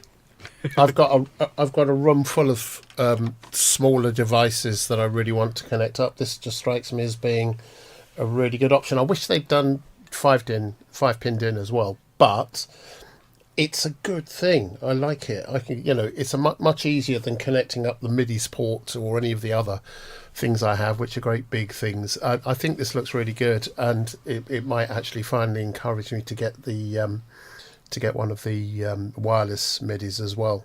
And £139 or dollars or whatever. It's a good price. It's a really good price. Probably about 109 quid or something, I think, probably by the time conversions are done. I mean, you mentioned the full-size MIDI. Obviously, trying to get that into a box is always going to make it rather large, so they've gone for this. I don't know whether they'll supply the TRS to 5-pin converters, but they're not terribly expensive these days. I think the thing is as well, if you're using the TRS stuff and you've got TRS the other side of the box, you just use a stereo cable. Exactly. Yeah. For me, again, and another actually, moment, Yeah, most of these are that. Yeah. I'm just bedazzled, shall I say, about this 16 in, 16 out virtual USB MIDI host ports, because they'll just show up in the software, and you can just route. It's bonkers. It's very powerful stuff. Yeah, really good stuff. Scott, do you currently use a MIDI hub in your studio?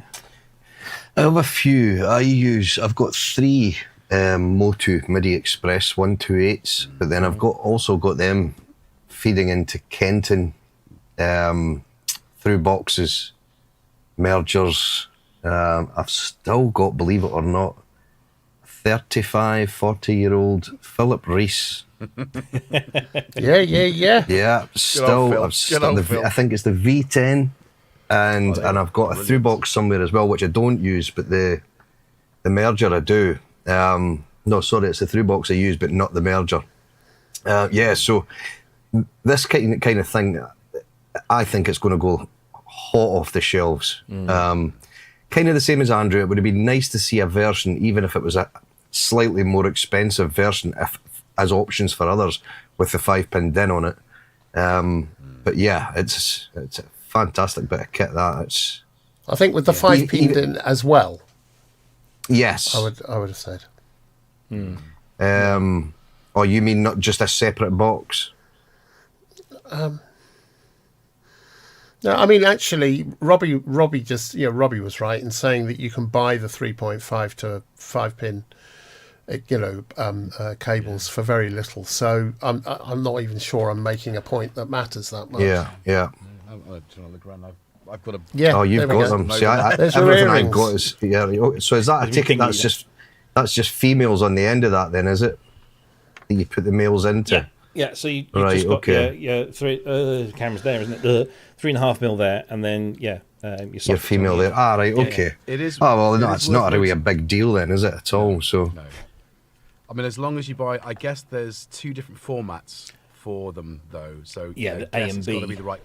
A and B. So you got to be making sure that your Gertbos is just made the same But What's the but difference? Just the polarity. wiring. Yeah, something to do with polarity. But the ports on this unit are A and B selectable. Ah, Oh, there you go. okay. So it Sorted doesn't matter. then. Yeah. No-brainer. They've thought of everything as they usually do, CME, Well, yeah. they did that on the WIDI jacks, which are the little square boxes that you can stick on. They use 3.5mm, or actually they use 2.5mm, but it's the same configuration. And those little units still had an A and B selector on the side. So, they've thought of everything, which is very cool. Love it. Love it. Mr. Pierce, you've got an incredible studio there, which I dread to think how you connect any of that stuff up. But would something like this aid you? Wait, you're supposed to connect this stuff? He's speaking my language. Yeah. I have two different main ones that I've found to use that I actually like. So my studio is actually set up in separated like kiosks almost, right? So like my left side is like my old school sampler setup that I like to kind of keep back to the basics of what got me into this stuff, because I found that if I use too much gear, it's too much gear. And then the setup that I'm facing, right, that is like my DAW setup and everything. That I use a Mio XL from iConnectivity, and that thing is really nice, like really nice. I love it. Then the modular wall, both the modular wall and synths and everything that are on this wall here, they all kind of connect in a kind of goofy way to patch bays and stuff, but also to the Mio XL and the MRCC. So I use an MRCC back there, and the MRCC is primarily used for just the modular and Groovebox setup that I have over there. And so that connects to like the Oxy 1 MK2 split and a few other devices on there, the steam pipe up there and some other stuff. So I use that stuff off to the side.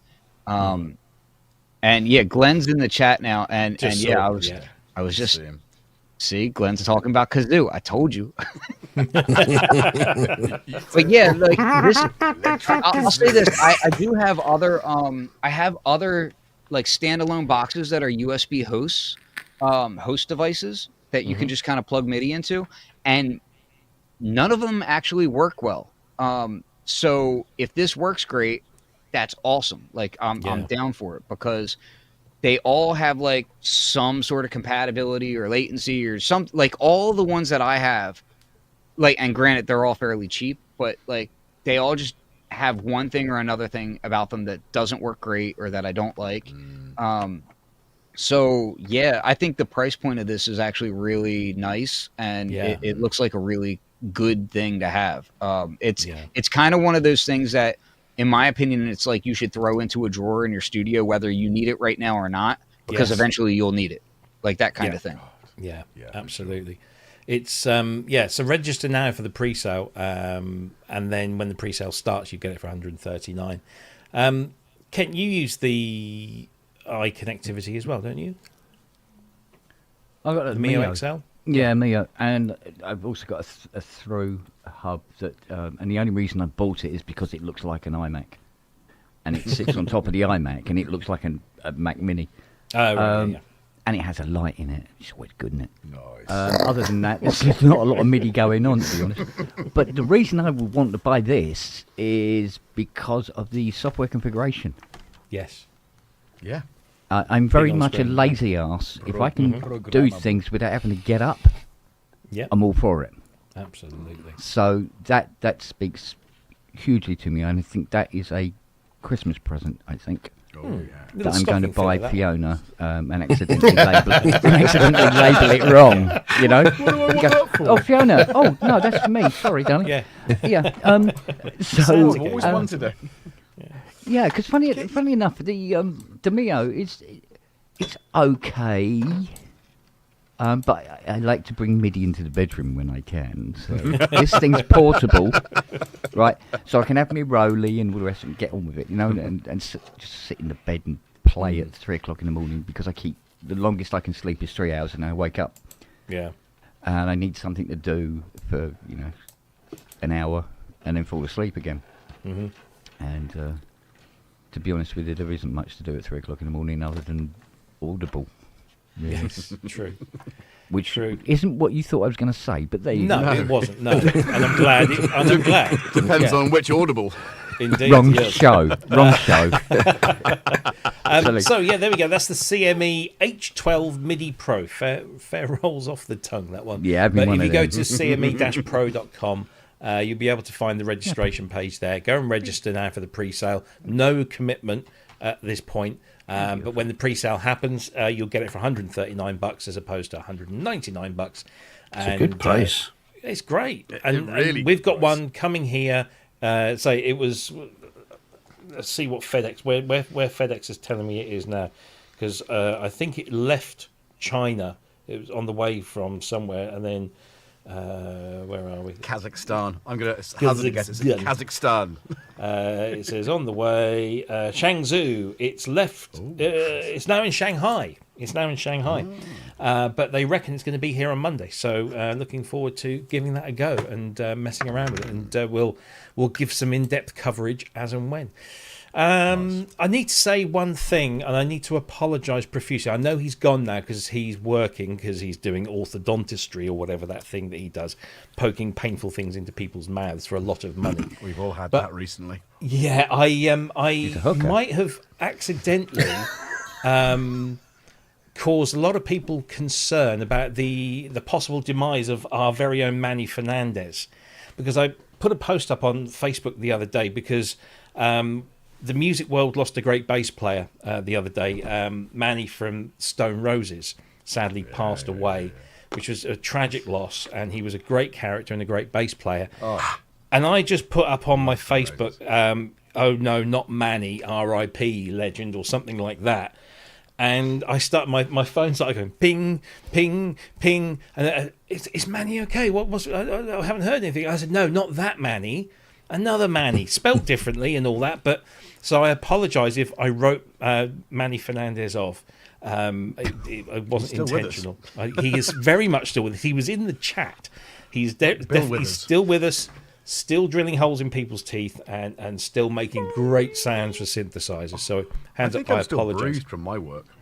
Yeah, it does. Like weeks ago now. And anyway. Still, yeah, I had a big ceramic, or not ceramic, composite thing done, and it's increased the sensitivity over here, and it's only just starting to go. But anyway, we won't bother you with my brandy. My dentist. Yeah, alcohol generally. That's what you need. Does that, and cloves.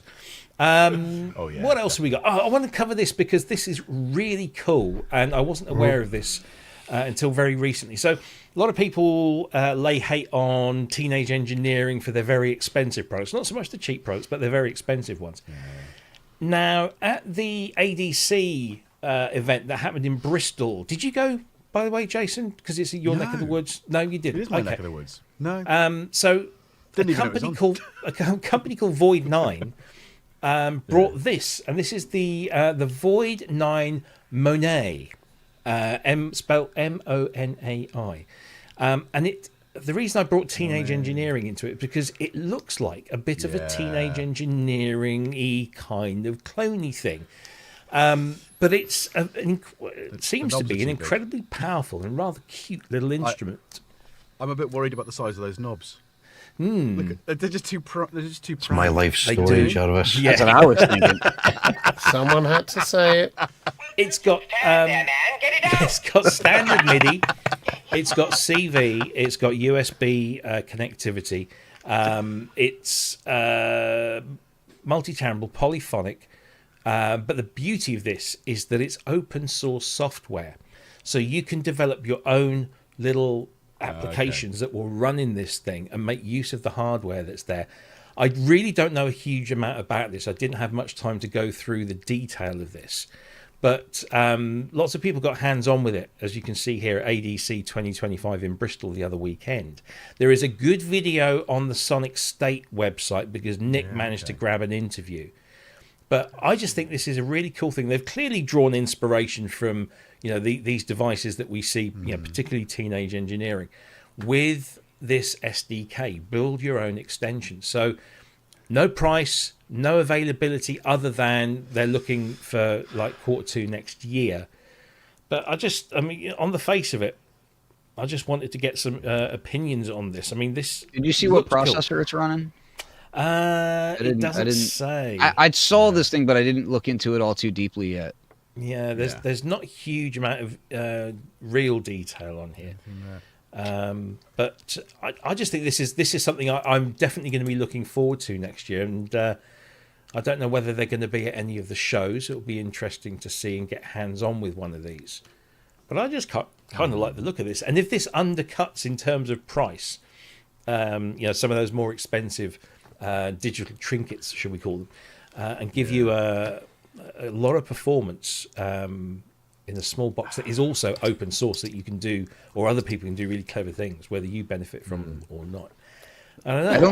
I don't see the comparison with like the OP1 or OPXY and all that kind. Like that sort of thing. Like I get that they're both small or whatever, but like they're extremely different things. Like right. That kind of stuff. I kind of get it, but I feel like it's a false comparison. And it's, okay. Those kinds of comparisons, I feel like, do more injustice than justice when I see that kind of stuff. This is more like a Sonicware kind of device, it looks like to me. I was going to say that, actually, Andrew. It does look like... But I mean, the open source aspect of it is a whole different thing in and of itself also. Like, I mean, to me, it looks really cool. And, I want an OPXY really badly, personally. Like, just for the way that it sequences and stuff, I'm into that. And portability. But this thing I want for a wholly different reason, and that is I would be using this in a similar way that I use like my ER301. Like I would use this as kind of like a development platform for my own ideas and just be like building things out. Yeah. James in the chat says that they might have said that it was Raspberry Pi in the interview. I haven't had a chance to check that out. This I just threw this in there because to me it just looked very interesting. Yeah, that's kind of it, really. Go and check the website out because it's Void9, so VOID, the number 9.com. Go and check that out, and you can sign up to like newsletters and stuff to keep in touch and learn more. It's completely it's rechargeable battery inside, so that you just plug it in to charge it up, and then you can just go off and out and do your own thing. I just kind of like the look of this. You know what else makes these things super interesting these days? That, in the past, a lot of this stuff would have been like ultra niche and only developers and whatnot would be all that interested in it. Is nowadays we have a whole new opportunity that we didn't have before, and that is vibe coding. Now it's like you can go into any kind of AI chatbot thing and vibe code whatever it is that you're working on. I've got multiple friends that are working on products that are not coding developers themselves, but are now coding their own products because they can vibe code. So and then in the past as well, all you got for a box that size was like a stylophone or something like that. Oh yeah, I've always wanted one of those. What, a stylophone? Yeah, like the old school ones, I've got a stylophone. You want a shot of mine? Yeah, go on then. I've got OG there you go. down here. Do they come with the paedophile advertising? There you go. I've got it. Wow. I don't feel if you have a really studio if you don't have a stylophone. What is going on here? I know. I've got a Do you stylophone and a want it back, stylophone or should I drum. keep it? You peasants, none of you got a 350 though, have you? You know the one that I really liked was the stylophone that they did. They showed it at NAMM a few years back, and it was like it was an analog synth built into it. Yeah. And Big it thing. was like, Didn't Doty do a whole bunch of actually videos? sounded really good. James Dyson has just done a video on that the last couple of days, done a couple of videos on that, working with some other things. It's quite extraordinary. No, I think this one is older than that one. Like wasn't it called the one Gen before X1 or something? It was like that's the Gen X one, the R8. I did a The video R8 on it is when I was the at that proper NAMM, one. but this is years ago. Yeah, I know Like that 2021? Doty did a bunch of 2021? videos. Yeah, Doty had one. It's the R8. Gen R8. Gen R8, that's it. Yeah, Gen R8. Gen R8. Yeah. Have you This guessed is what it is This is yet? the Gen X1. Yeah, that's the same as No, the one that's I've not what I'm got. talking The Gen about. X2. Yeah. It's not the R8 that I'm talking about. Oh, is it not? No, it's not. It's older than that. No? Hold on. I'm going to find it right okay. now. Yeah, do. Yeah, because the Gen 8's kind of that's a cool synth though. To be fair, and they're still using aspects of the Generate now, finally, with this particular OG series. Look at that. Oh, Let's have a look at that, Robbie. cool. Here it is. It's called the Pass it this S2. way. It's not a 350 though, is it? Here it is. Nice. I'll put it in the Like chat. workers' It's fingers. different, though. It's different. And Nobody knows. I haven't got one of those. Still not a 350. it's Sorry. still not a Pass it 350. then to Scott. No. Oh my Lost god, I control. look young in this video. We've lost control. I wish I knew where my dear. 350 was. Can Euro G thought do you- this? Oh, it's not working. batteries have run out. A stylophone that doesn't work. Heaven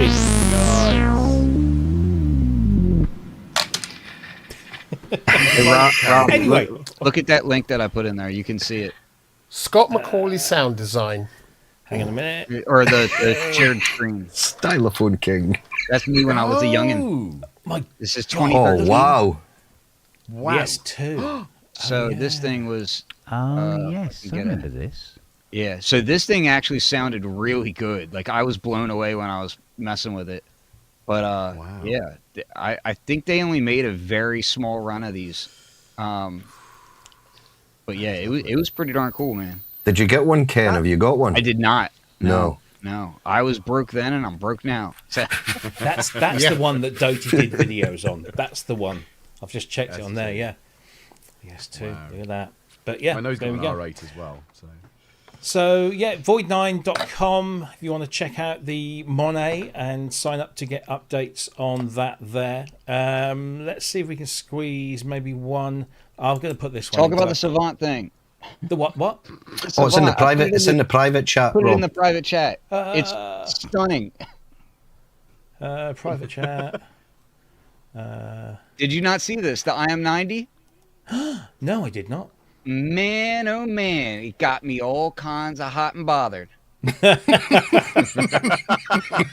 Okay. My good friend Right. Justin has a Publicin in his studio. Publicin in Oh. machine. Oh And I- my goodness! I cannot tell you if you go and watch the YouTube demo of this. I mean, I really tried. You don't hear a difference. So much so that I was like, I'm suspicious of this demo because I can't hear a difference when they A/B back and forth, and you don't even hear gain staging differences, nothing. okay. And I'm just like, oh my goodness, like. So this is weird because I got an email from Sarah Anglis, who some might know. She's a musician. She's also she's doing a PhD at the moment, and she's doing her PhD in the Infernal Machine, the one with the keyboard. What was that? I can't remember the model number. I But can't it's- remember. God. They had an expander on it. Yeah. Let me Yeah. get her email. I bloody And got she- one. I can't remember what it's Well, called. this is funny because she emailed me and said, "You're into vintage samplers. Have you ever played with a DHM 89B2, which is this Publicin?" And I said, "No, I'm aware of it. I know that it messes with space and time and all that kind of stuff, but it's an incredible thing." She's got one. She's got that with the keyboard as well, and so she's now learning about the guy that was behind it who filed off all the chip numbers. So you don't know what to replace it with. But this is very interesting. Yeah, so I found out about this like a little while back, and so I go to Just Blaze's studio a lot, and he's got it there, and that was how I actually learned of the thing, from his studio, and I was just like, oh, this is crazy. And he's got stories about, like, he had two of them at one point, and like his whole method He's of got getting two them. of So everything. and messing with it, I was like, oh, this kind of reminds me of this other plugin that I use, but that plugin is not specifically this. And holy crap, when I saw this, I got super hype. And go watch that hardware comparison video, because it is shocking.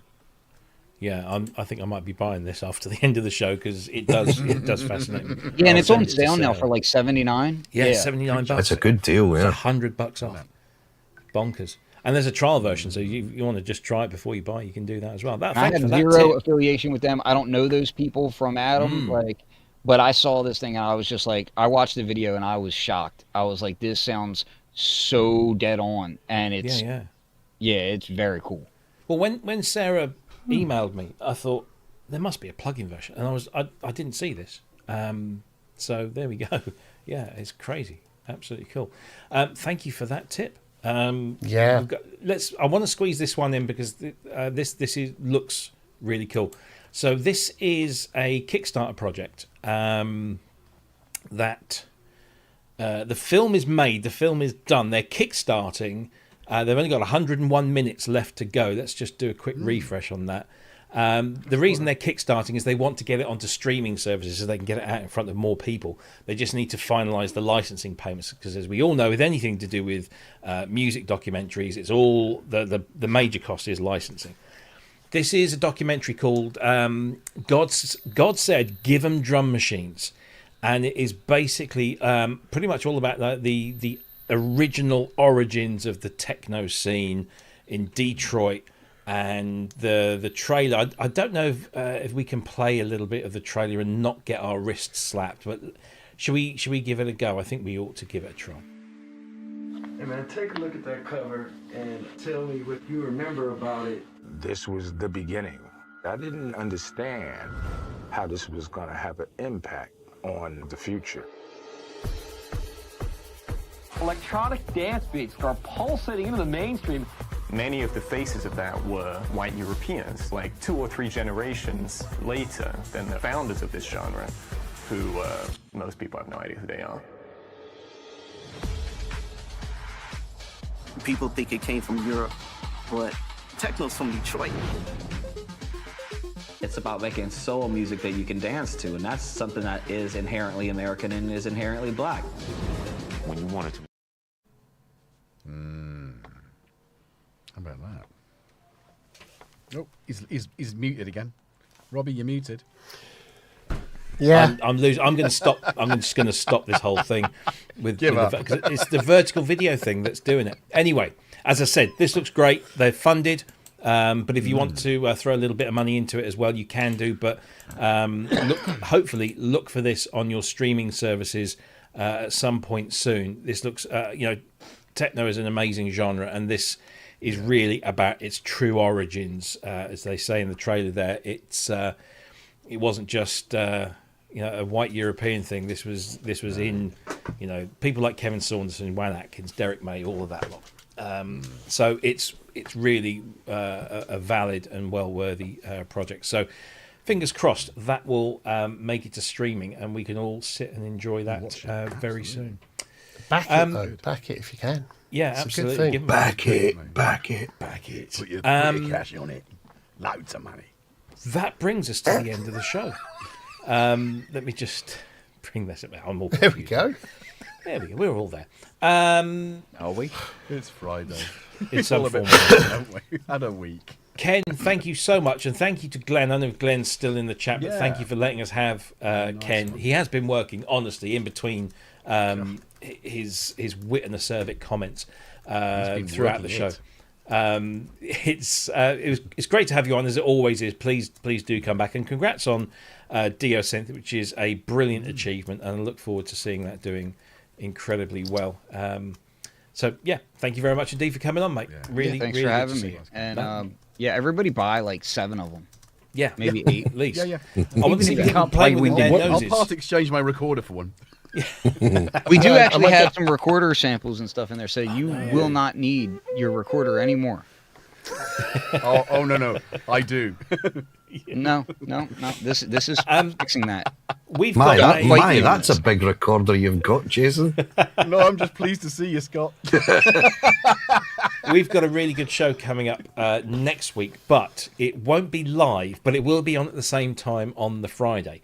The reason it won't be live is we've got some very special guests, but it is Thanksgiving in the US next week. So from Thursday through Monday, America just goes on a bender. So we They definitely decided don't want to talk to English people. Yeah, they don't. Yeah, they especially don't The want to talk to redcoats are English people. going. Yeah, ungrateful colonials. So revolting. Did Did you see what they've done to the tea? They tipped it into the water, out of a ship and everything. It wasn't even hot water. A wash So of tea. we're recording the show next week and then broadcasting it on the Friday. So you can still join in, you can still watch the show, and you can still talk amongst yourselves, but you won't be able to talk to us or our guests. And I'll give you 3 guesses. Well, actually, I won't give you any guesses who our guests are next week.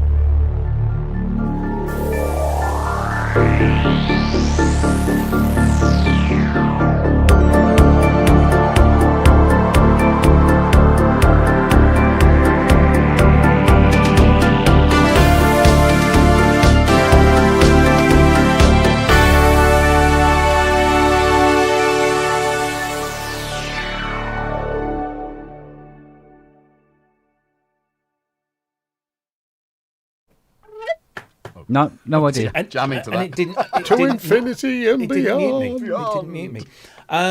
Lots of speculation about this. This is apparently, as they've said before, their most requested instrument ever. So they're saving this one up for the end of the year, just before Thanksgiving. Cherry Audio will be on the show as our guests next week. It will be on at the same time in the same place. It won't be a live show. It'll be pre-recorded. So just sit back and relax and enjoy that one. So they're coming on the show next week. Thank you to everyone else. Thank you to Jason. We haven't seen you in a little while. Hopefully we'll see you again soon. You got another stream coming up the weekend? Oh, jamming in Jim Jams on Sunday, back on the Modular. Let's have another look at the Modular, UK shall we? time, yeah. Look at, there look, we go. look at Shivers. that. There's leaves and everything on it. Look. Shivers. Look. That reminds me, I haven't had spaghetti for ages. It's like David. I've got loads of new cables as well. We'll grapple me great. Synth cable. Yeah. That's what I don't get about it. I've got some of the... Don't get about it, honestly. Look. Philistine. Look. Yeah. Are your cables as good as my cables, though? I don't These know. are literally synthcables.com. There's a deal on. Go buy yourself I cables. got these 25 to from 40% off. I think I've got enough. Thank you. Is it begins with I? I can't remember what's the name. Inter Audio? No, this is that a literally synthcables.com, and they've got a deal on at the moment. So get yourself loads of cables for less money. Close. Intelligent. Look, there you go. Look, I've got loads Oh of yeah, them. they're expensive ones, but There I mean you see. these are better. These are better. Andrew's playing the drums. You just paid more money for the same thing. Talk to the Just man. clicked on the first one. I thought, I've got I a know, sock. right?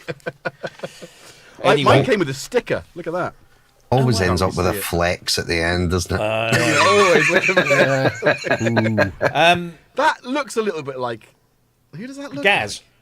It does, doesn't it? A bit like Gaz Williams. Yeah.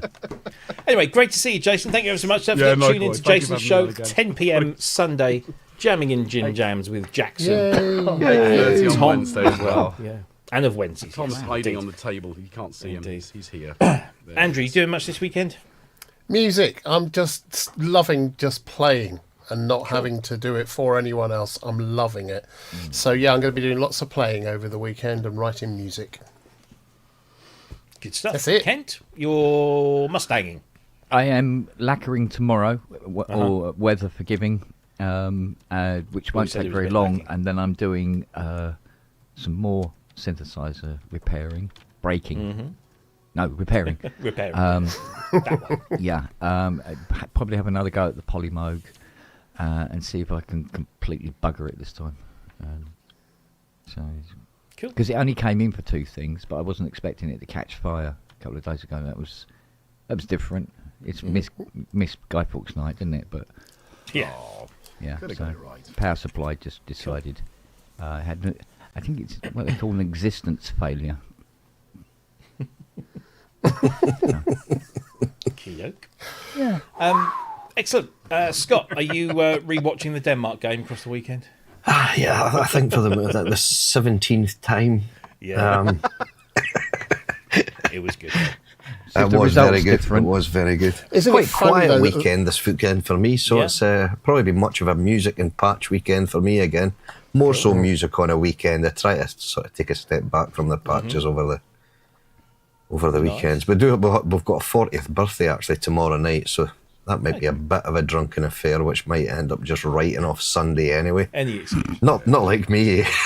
Oh, by the way, we had somebody in the chat that said, read the dealia, maybe the overdrive is kicking in from the filters drive. No, I tried that. I did read that one and replied back to it. Yeah, I did try that, but it seems, we'll wait and see what they come back with. Yeah. They've got the two patches that's causing me the issue, and I've not heard back from them yet, so they're obviously trying to work on it. But hopefully it's just a firmware fix and it'll sort it out. Either that or it's just a failed component and it just needs changed out, But it does happen. Not everything's perfect. No, that's true. We had a pro tip from Dr. Mike Metley. Yes, I know, that was good. That was a good one. 3.5 mil to 2 male RCA and 3.5 mil to 2 female RCA. Plug them together with the RCAs left and right reversed equals a quick and dirty TRS MIDI A to B. It's a good tip, that, though, if you're ever stuck. Field medics. Just buy the right cable. I just make my own cables. It's a lot easier. Anyway, there you go. Thanks for that, Mike, and thank you for the donation, which was worth that on its own. Definitely. So thank you very much indeed. So as I said, we'll be back same time, same place next week. It won't be live; it'll be recorded. But I've got very special guests from Cherry Audio. You will know by the time the show goes out what their new thing is, but they'll be here to tell us all about it and some extra stuff, I'm sure, as well. I believe it's going to be Dan, Mal, and James Terrace, their chief sound designer. I believe are going to be joining us. So fingers crossed, and we will see you all then. I'm off to one of our country's finest universities tomorrow to see if I can fix their Fairlight CMI 2X. Oh, Scunthorpe. Yeah, no, Keele University near Stoke. So yeah, Midlands. Nice little journey out there and see if I can screw up their Fairlight even more than it is.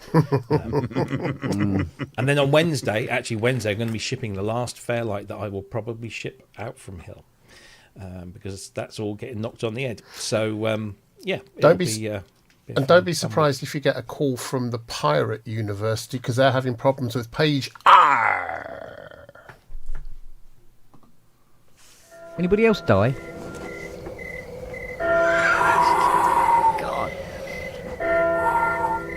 Scott, get the dry. I'll just catch up a bit of tumbleweed.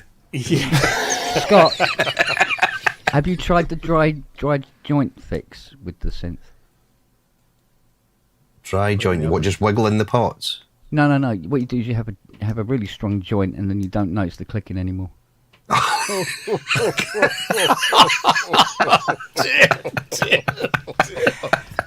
And on that note, once again, thank you to Ken Pierce from ASM for telling us all about the wonderful Diosynth. Thank you very much. Thank you to Glenn for letting him out for half an hour. And we will see you all again. Didn't bite anybody, did he? Thank you, Cheers. Ken. Sorry, take care. I'm like multitasking, so I'm sorry. You go for it. Have a great weekend, everyone. We'll see you next week. Take care. Thanks a lot. Bye-bye. Bye.